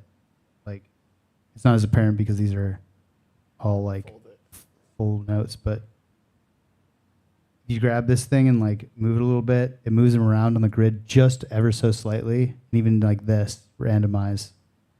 Just like varying every note. Like that's like a shortcut. I used to go through and like highlight all these and like physically change all the what's it called? Velocities. All the velocities, and I would also like drag this around like little bits or like use the, but like now Ableton 12 just does it for you. So like, Yeah. I think this thing Humanize and randomize are very valuable tools. Nice. All right. Thank you, 9G, for listening to us rant about your song. Oh, shit. I spilled beer. Oh, my God. Hold on. It's getting crazy. All right. Let me pull up the next song while I clean this up. Real quick. Sorry. It wasn't that bad. Okay. Up next, we got Chocolate Cake. Let me see if this will pull up here.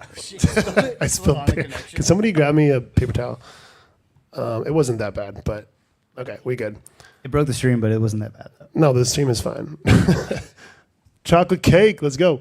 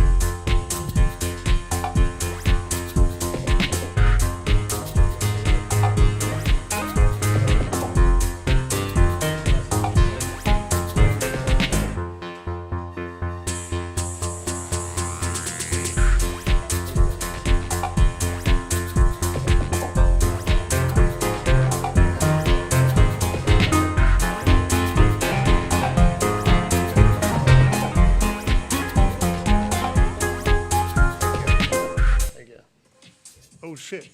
What happened? What happened? I don't know. It's still playing on my computer. Let me just redo this. Let's give it up for Chocolate Cake. It was almost over anyways. Shout out Chocolate Cake. I don't think it like shorted out. I think it just like, yeah, it's fine. What do you think?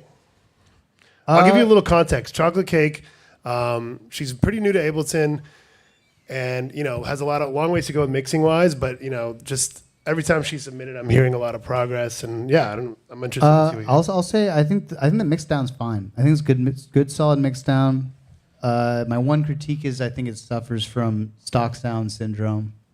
Like it sounds like stock stuff. Yeah, all the drums sound stock. All the presets. How would you go about like addressing that? Fuck it all up. Throw a shit ton of distortion on all that shit. Just go crazy. Like make it sound weird. Like, you know. I think. I guess it's like what I said about the other thing, where it's like it sounds safe. I think something about music that sounds. If your music sounds like it could be on an advertisement, I feel like that's my. That's maybe me being like. I guess we're at a music school, and you guys are like, I want to make music for advertising. What's wrong with that? I think a big part of making stuff sound interesting is not so much like learning cool techniques as it is just finding cool sounds. Like a 6 snare that sounds great. Well, you could use that for 6 years, use it forever, use it in every song, and a lot of people won't even notice. But just finding really cool sounds that are utilitarian will work over and over again. I've used, like I said before, I've probably used the same kick in every song for the last 3 years. A kick is not important in that sense. A kick is a utilitarian function. You want like a really versatile sound like that. And I think just finding like a sound that's, if you're gonna like, as far as kicks, snares, and drums, hi-hats, stuff like that go, have like a rotation of ones that you know that are gonna sound good, but also kind of unique and interesting. And your sounds are everything. The sounds are everything. Every drum sound you select,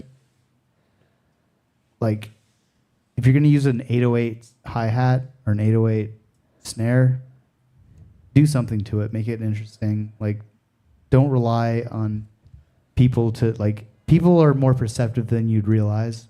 And they're not, like, a non-unique sound will knock over as many heads as you expect it to. I think it's important to find unique sounds and just try and, like, have everything be, every sound you choose to use one that's going to be fill the utility that you want it to, but also be interesting in some way. For sure. Okay, well said. I think layering is also good. Like distortion is good, but also layering as far as drums go. I'm trying to get this thing back on here. Might have to take like a short intermission here. Okay, go pee. Go pee. I got to pee so bad. Go pee. Give it up for chocolate cake one more time. Sorry about the technical difficulties. I'm hoping Sorry for that peeing, guys. go pee. Yeah, talk amongst yourselves. Let me figure out what's going on here. I don't doubt that little spill would fuck this up that much, but Maybe there is one more we can change from who it needs to dry a little. yeah, maybe Darius can come help me real quick.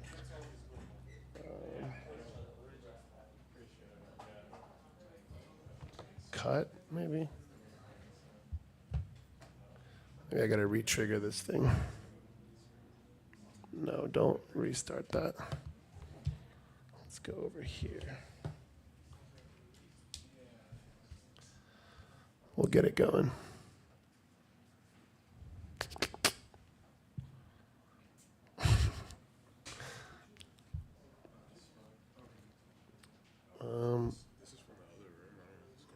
I don't think it's this though. I think it's just. I still like it. Probably this is. And it needs to dry probably just. We'll just reset this.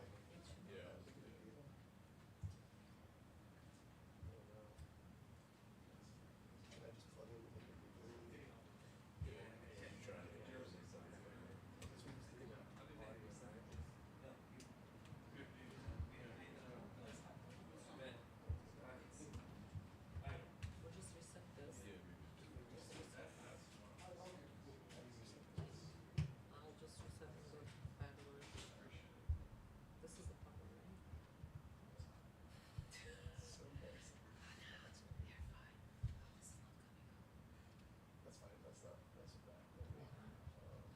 Wait, where is this going? No, it's here. Okay, I'm resetting right now.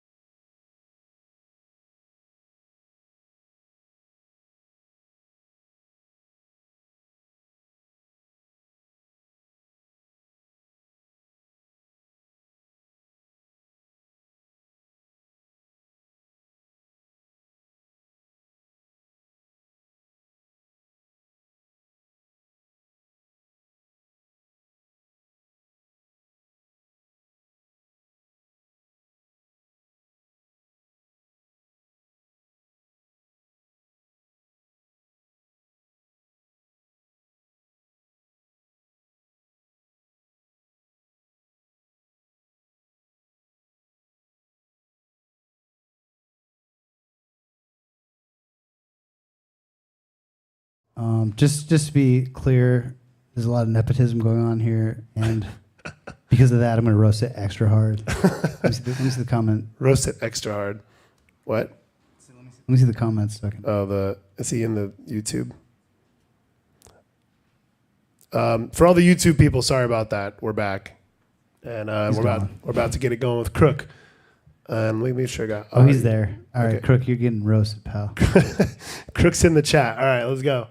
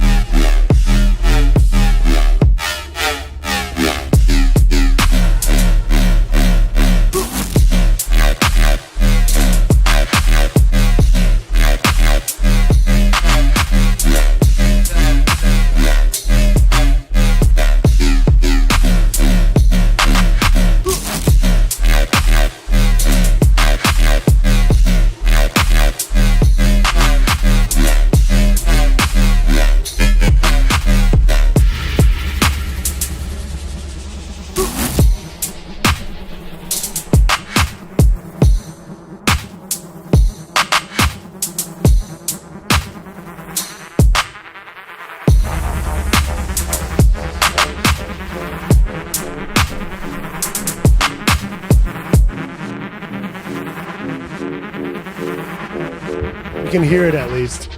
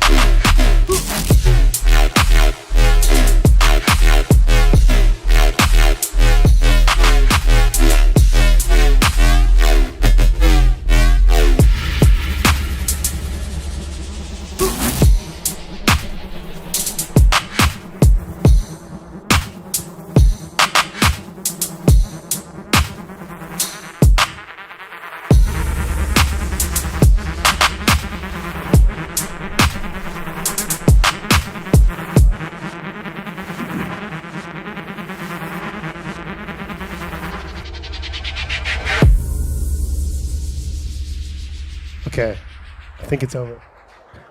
Give it up for Crook, y'all. Solid work, Kevo.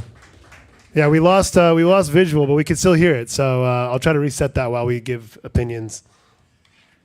Listen, I can't see what Kev's saying right now, but listen, man. And this is advice for all you guys out there. Rhythm sucks. It's bad music. Just bad music, guys. No, I'm kidding, Kev. I love you. You probably can't even hear me right now. No, that's fine. That's separate. So you're good. Oh. Sorry, Kev. No. Rhythm sucks. I love you, though, and I know you're better than this. I think he's kidding. That was fire. Yeah, this is off, but I know the stream is fine, so we'll definitely give opinions and stuff. I think it was great. Is that rhythm? Is that what you call rhythm? Man, I don't even know what I fucking call rhythm anymore. I was never into that shit. I don't know what it is. Okay, so that's your genuine opinion. All right, yeah, I mean, I think it sounds amazing. I think this guy knows what he's doing. I don't know Crook personally, but top 5 for sure. Really, really dope. And keep doing what you're doing, Crook. You're killing it. All right, let's keep it going. We're almost done here. We're crashing and burning technically, but hopefully we can at least hear the next few. I think there's like 3 more, 2 more, 3 more. Luckily, it's just us here. It's just you guys, so we're good. Very personal. Oh, okay. I see that. That's good. Let me see if Kevin heard me that whole Okay, time. okay, we back. Yeah, we're good. Go to the YouTube comments. I want to see if Kevin heard me saying that the Okay, whole time. I'll do that while we look at the next one. Okay, 3 more. I'm in here. We're looking at the... Okay, Chop Shop submissions. Number 12. This is the 12th one, by the way. We've been doing this for a year, so shout out to you guys. Ex-Queen over here. Ex-Queen Regine. Yeah, let's go. Hopefully the audio... Okay, cool.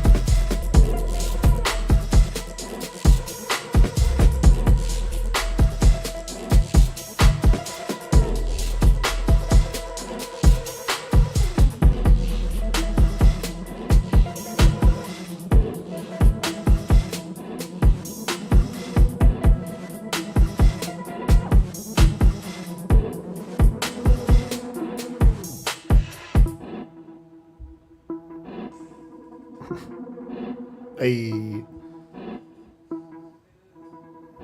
Let it end right now. Hey, all right. Make some noise for X Queen. Solid stuff. I love the kick pattern. I think the kick is a little loud. I like the idea of the kick. Like, I understand the vibe you're going for, which is like the kick kind of being like punching through the whole mix, and I like that vibe. And I thought it sounded really sick up until about this point here. In the middle right there? Yeah. Okay, all right. What could I have done there? I think just cut that part out, go straight into the meat and potatoes of it.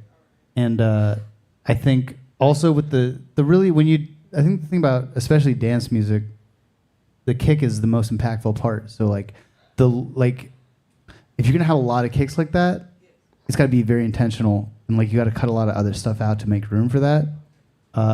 Like I said before, like as minimal as possible without it sounding empty is really like kind of the goal. So I think with like kicks in particular take up so much of the mix that like I think part of the end of my process when I'm writing a song is like deleting kicks and being like, how many kicks can I delete with this still working? Because like when you're writing a kick, you're like, oh, I really want to accentuate this part of the rhythm. But like, I think when you are viewing it from a impartial perspective, the kick is the most grounding and anchoring part of the mix. So like, you might not even realize it, but there's parts of the drums and percussion that would take up that part of the rhythm without you even realizing it. And like I'd say like at the end of your process, how many kicks can you delete with it still keeping the idea that you want is like really what you want to go for. Like the least amount of kicks as possible is really what you want, because that's really like, especially with dance music, that's like where your body kind of lands when you're moving, you know? So like you kind of want it to be like as uniform, and like obviously not uniform. You want to like have like some variations in the kicks. You want to have like some rhythm to the kick. But like the more of them you have, unless you're like doing footwork or something where like you're intentionally doing a ton of kicks, you're gonna be like dun, dun, dun, dun, dun, dun, like that. That's like one case. But like with a lot of music, the least amount of kicks you have possible is like the ideal. And then lower it a bit, like And yeah, and lower it a bit. Like I think the thing about kicks is like it's the anchor of the beat, so like it feels like it should cut through everything, but like you really just want everything to kind of like peak at the same kind of level, which is what you're doing when you're putting the limiter or clipper on the masters. You're kind of just cutting everything off at the same level. So like I think that's a benefit to having a limit or a clipper on your master is you can like start to turn things down. And if you're turning things down and it's not making a difference, then you know that it's too loud. Yeah, awesome. I mean, yeah, I've heard a bunch of your submissions that you're getting better every time. Yeah, I like that second half too. You were kind of doing this really funky rhythm, like kind of behind the beat. You kind of like chopped the bass up really interesting, like boom, bwah, bwah, bwah, bwah, bwah, bwah, bwah, bwah. Like I liked it. I thought it was really creative. I think as you're getting better, it's just whittling it down and like showing us, like really showing us what your idea is, because I think some of that stuff is kind of buried in there. So just putting it more on top. But yeah, I'm impressed. It's really good. While Dane fixes his computer again, I think like a very important principle that I learned partway that stood out a lot to me is the least amount of sounds you can have hitting at once makes a big difference. You kind of want like every sound to have its place. Like you can make a whole very complex thing of like all this percussion, all this stuff going together, and then you go through and you just delete all the stuff that's like over layering each other slowly. And like if you delete it and you don't notice a difference, leave it. Keep going. It's like ideally in electronic music, if you could have one sound hitting at a time and it sounded complex and full, that's the best mix you could ever have. Like, and a lot of times you'll delete something from the mix and be like, oh, now it's losing something, and then you know not to do it. But like the least sounds possible, and this is also down to sound selection when you're like coming up with what samples you want to use, whatever sounds you want to use. If you can find a sound that like fills up the whole spectrum, it probably works by itself, honestly. Sorry. You know what I'm gonna do? I'm gonna just send you this sheet, and then we'll just finish on yours. I don't know what's going on. All right. I think this will be fine. Dane's computer's broken, so I don't know what's going on, but his seems to be fine. So I'm just gonna send him the link of this. Here, just do you have your text on there on your computer? I'll just send you the next 3 submissions, and then we'll finish it off like that. Sorry, guys. I never had this issue at the end of the. Dane's never spilled a beer on his computer before. I didn't spill it on my. It barely touched anything. Okay, whatever. It wasn't the beer. Okay, here we go. Here's the next submission. I just sent it to you on your texts. You should get it soon. So everybody reads your text. You got it? Oh, you don't have Wi-Fi. Okay, hold on. Let me give you the Wi-Fi. It's 343 Labs.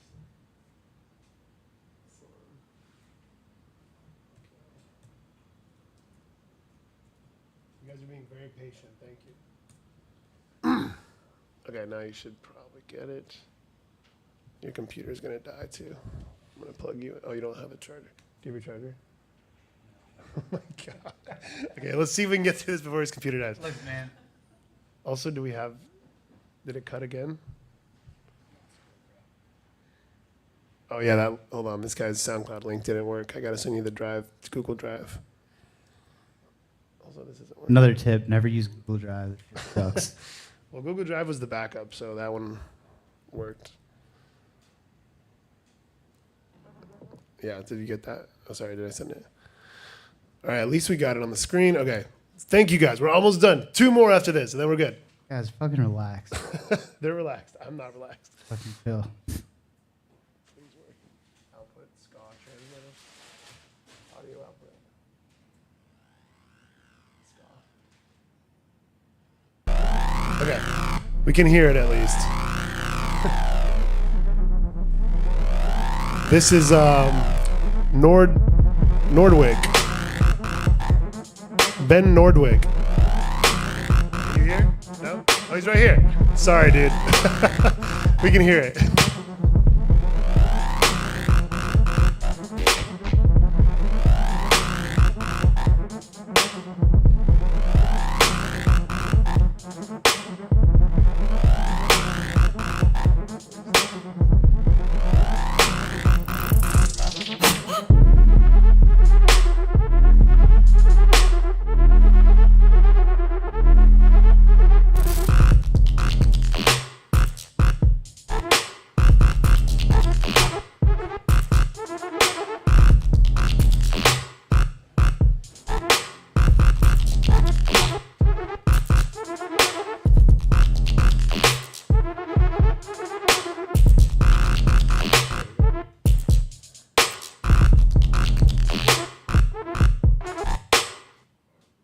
All right, make some noise for Ben Nordwig.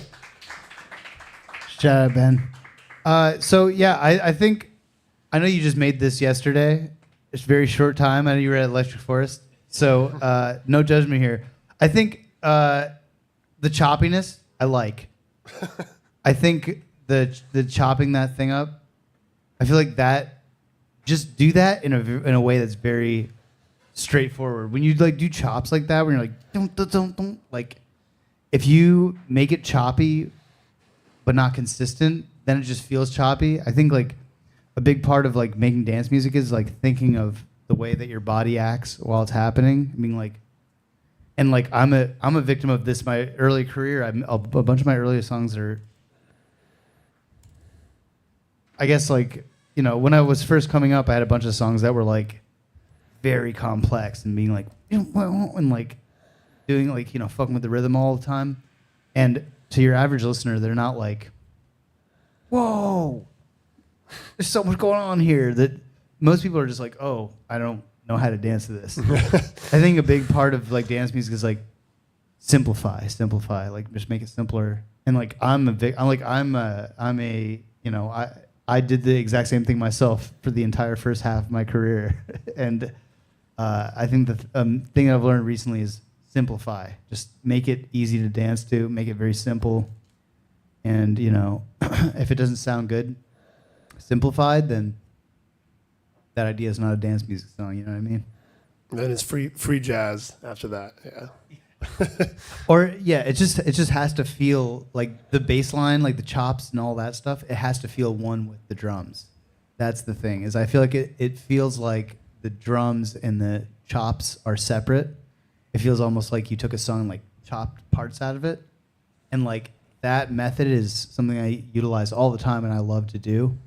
But it has to feel. You have to kind of mesh it with everything in a little way, and the easiest way to do that is to keep it super simple. So like the chops have to be like uniform in a way, or like aligned with the drums in a way, and that's my only note. Yeah, I would say the same thing. I liked a lot of stuff going on with it, but once the chops happened, it was like choppy for choppiness sake. You know what I mean? I think if it's gonna be choppy, like people that do really good chops are like someone like Carmack or like Troy Boy or something. Like if you listen to like a Troy Boy song, it's like he'll do like a little vocal intro, and then when it drops, like and it's like the vocal is chopped in a very like dancey way. Like you just feel yourself move to how he chopped it, and I think your chop kind of chopped in a way where I was like, I don't know what to do like with my body. Well, I would say you know, like it comes down to once you start chopping things like that, when you're like hard cutting volumes and it's like a chop sound, that's now a rhythmic sound. That's now a percussion. You need to start treating it like percussion, a drum. And then when that happens, then you have to start considering time delay and all that stuff. You have to like delay it and like figure out how to get it to sit in the groove. Yeah. Well put. Nice work, though. Cool. So if this works, hopefully still, then we have two more. I sent you the next one, EOTac. Up next, we got EOTac. Also, we're going order of when people submitted. So I think, Ben, you were probably like a few hours ago, right? Like tonight, yeah. Sorry to make you wait, but that's the order we're going in. Okay, EOTac, let's go. I know you attack. This guy's good.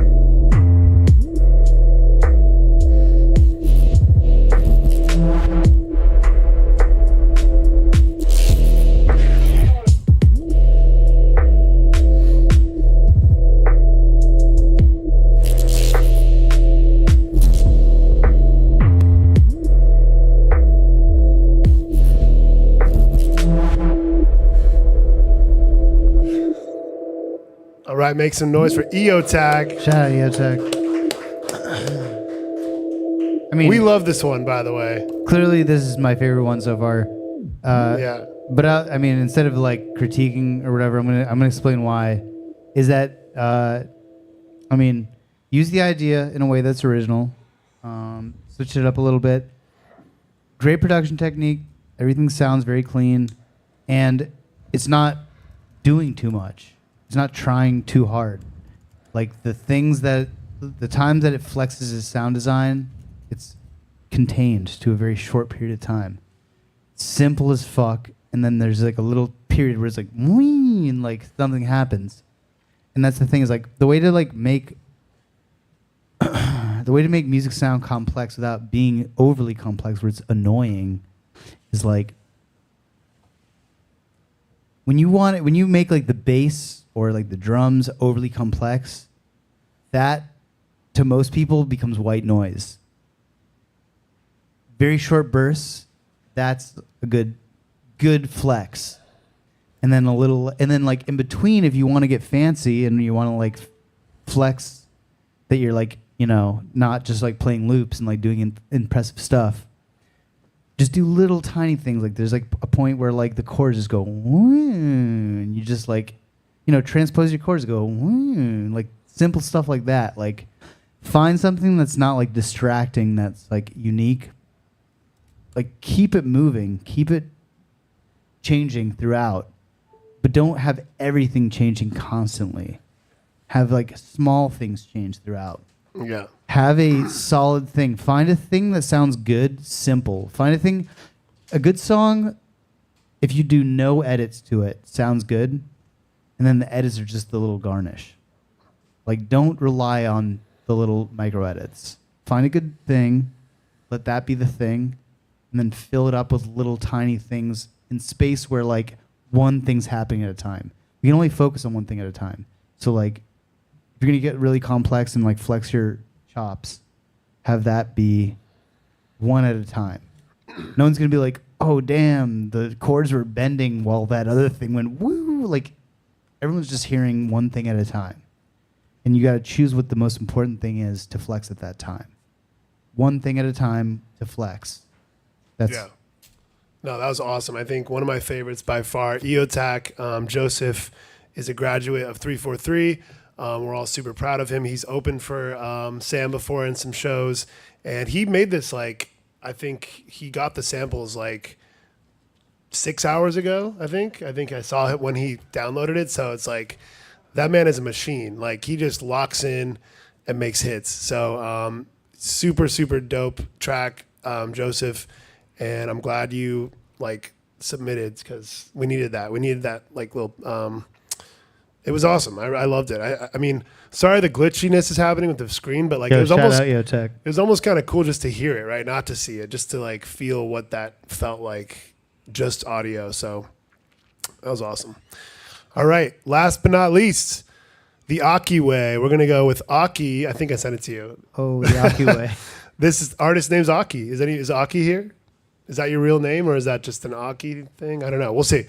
Last but not least, Aki. Thank you guys for sticking around. Yeah, let's go.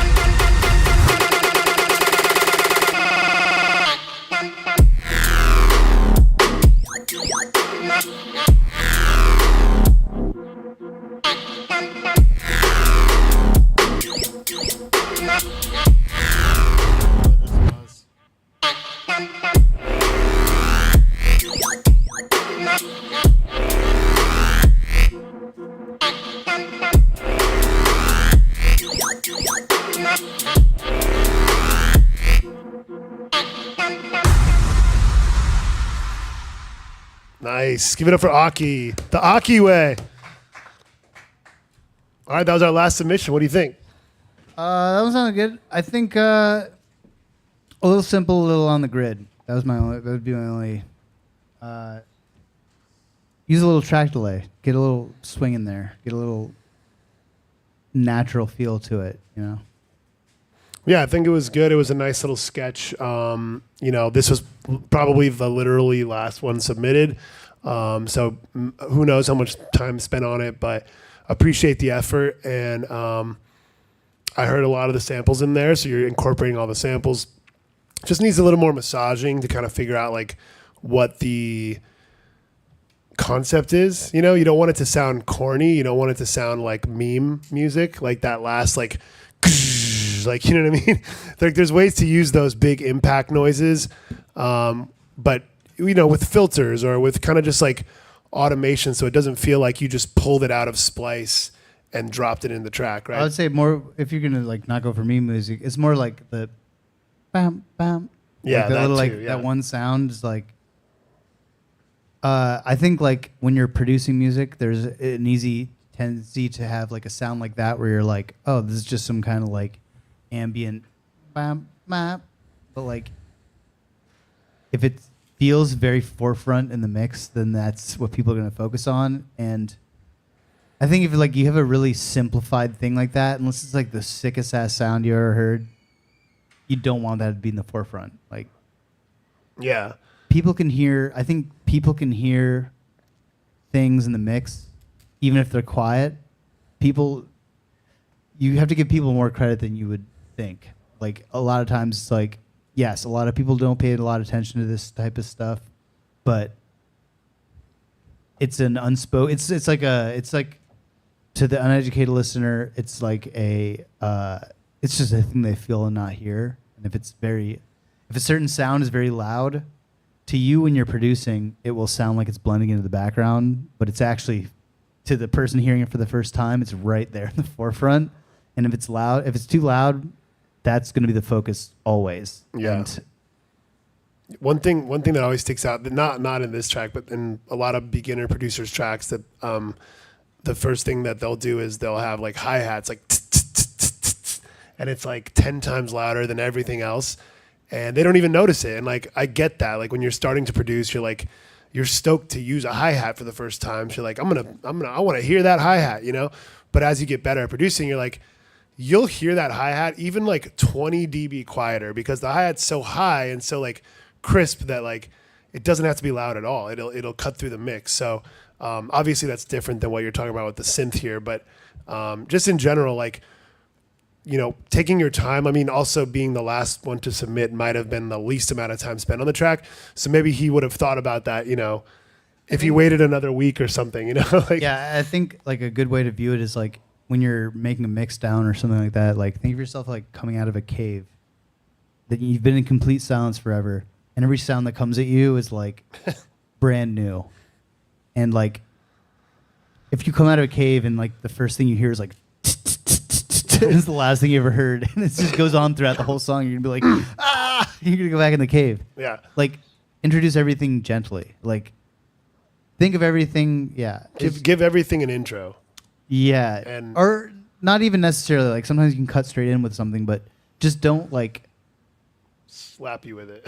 think of how everything interacts with everything else. Like if one thing is like your favorite part, like if you're like, this hi-hat's so sick, that's might be true, but like no one gives a fuck how sick your hi-hat is. Like no one's gonna be like, I could hear this hi-hat every half a second for the next 2 days. Like they'll hear it. They will hear it, I promise you. Just like turn it down a little bit. Like if it can cut, if people can hear it, then they can hear it. And that's like the sign of a good mix, is if people can hear every individual element in their own individual way.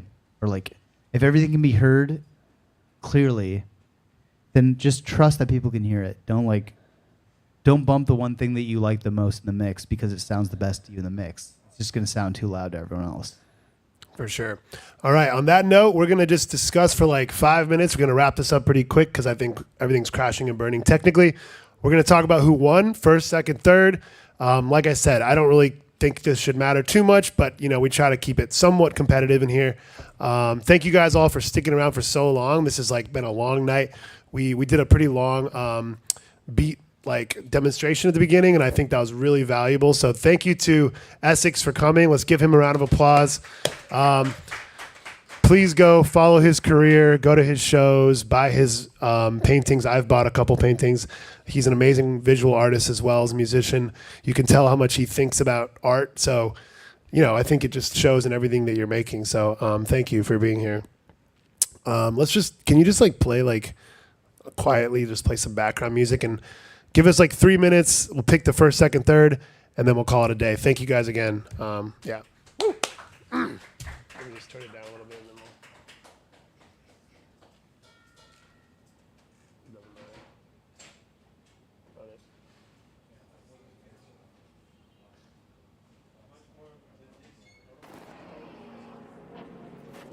And then In the wake of World War II, the government is engaged in a large number of secret medical experiments designed to help win the Cold War.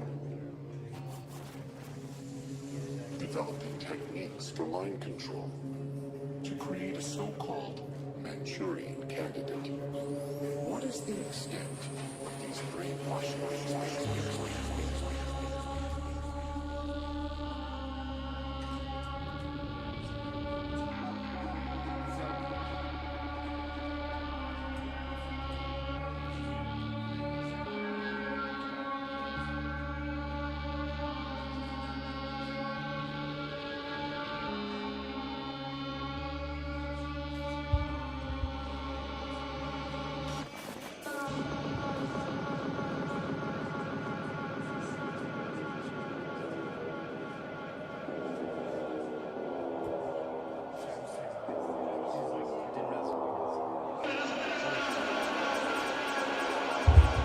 All right, y'all.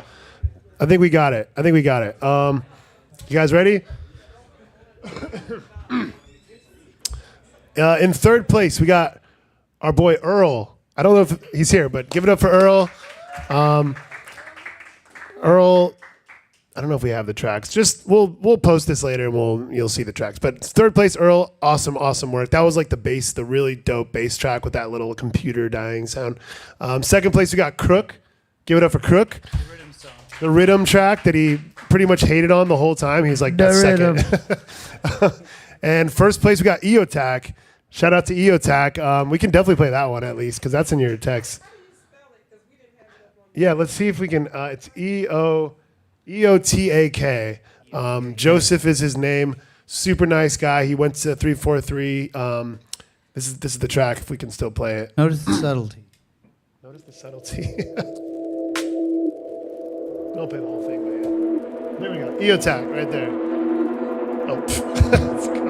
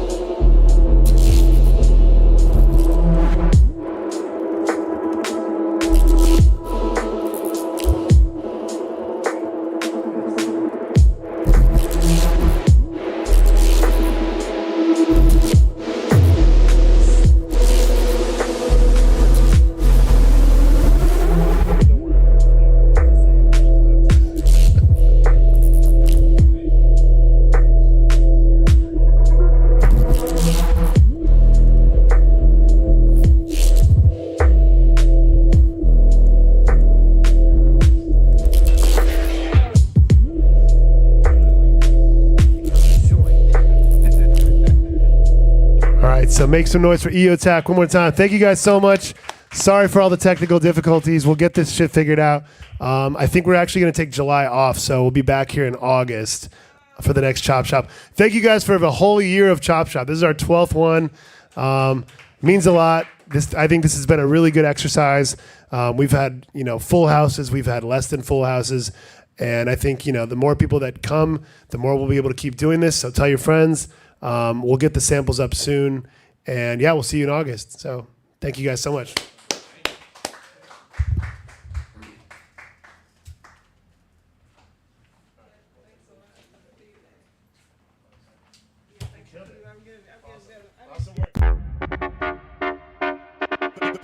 Jump in the ride, in the ride, in the ride, in the ride, in the ride, in the ride, in the ride. Jump in the ride, in the ride, in the ride, in the ride, in the ride, in the ride, in the ride. Jump in the ride, in the ride, in the ride, in the ride, in the ride, in the ride. Jump in the ride, in the ride, in the ride, in the ride, in the ride, in the ride.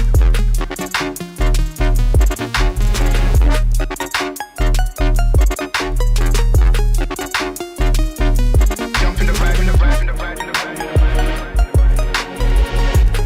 in the ride. Jump in the ride, in the ride, in the ride, in the ride, in the ride, in the ride, in the ride. In the ride, ride, ride, ride, ride, ride, ride, ride. In the ride, ride, ride, ride, ride, ride. Jump in the ride, ride, ride, ride them, ride them, ride them, ride them, ride them, ride them, ride, ride, ride them. Jump in the ride, ride, ride, ride, ride, ride, ride them, ride them, ride them, ride them, ride, ride, ride, ride, ride, ride, ride, ride, ride, ride, ride, ride, ride, ride, ride, ride, ride them, ride, ride, ride, ride, ride, ride, ride, ride, ride, ride, ride them, ride them, ride them, ride them, ride them, ride them, ride them, ride them, ride them, ride them, ride, ride them. Jump in the ride, ride, ride, ride, ride, ride, ride them, ride them, ride them, ride them, ride them. Brace yourself for the main event.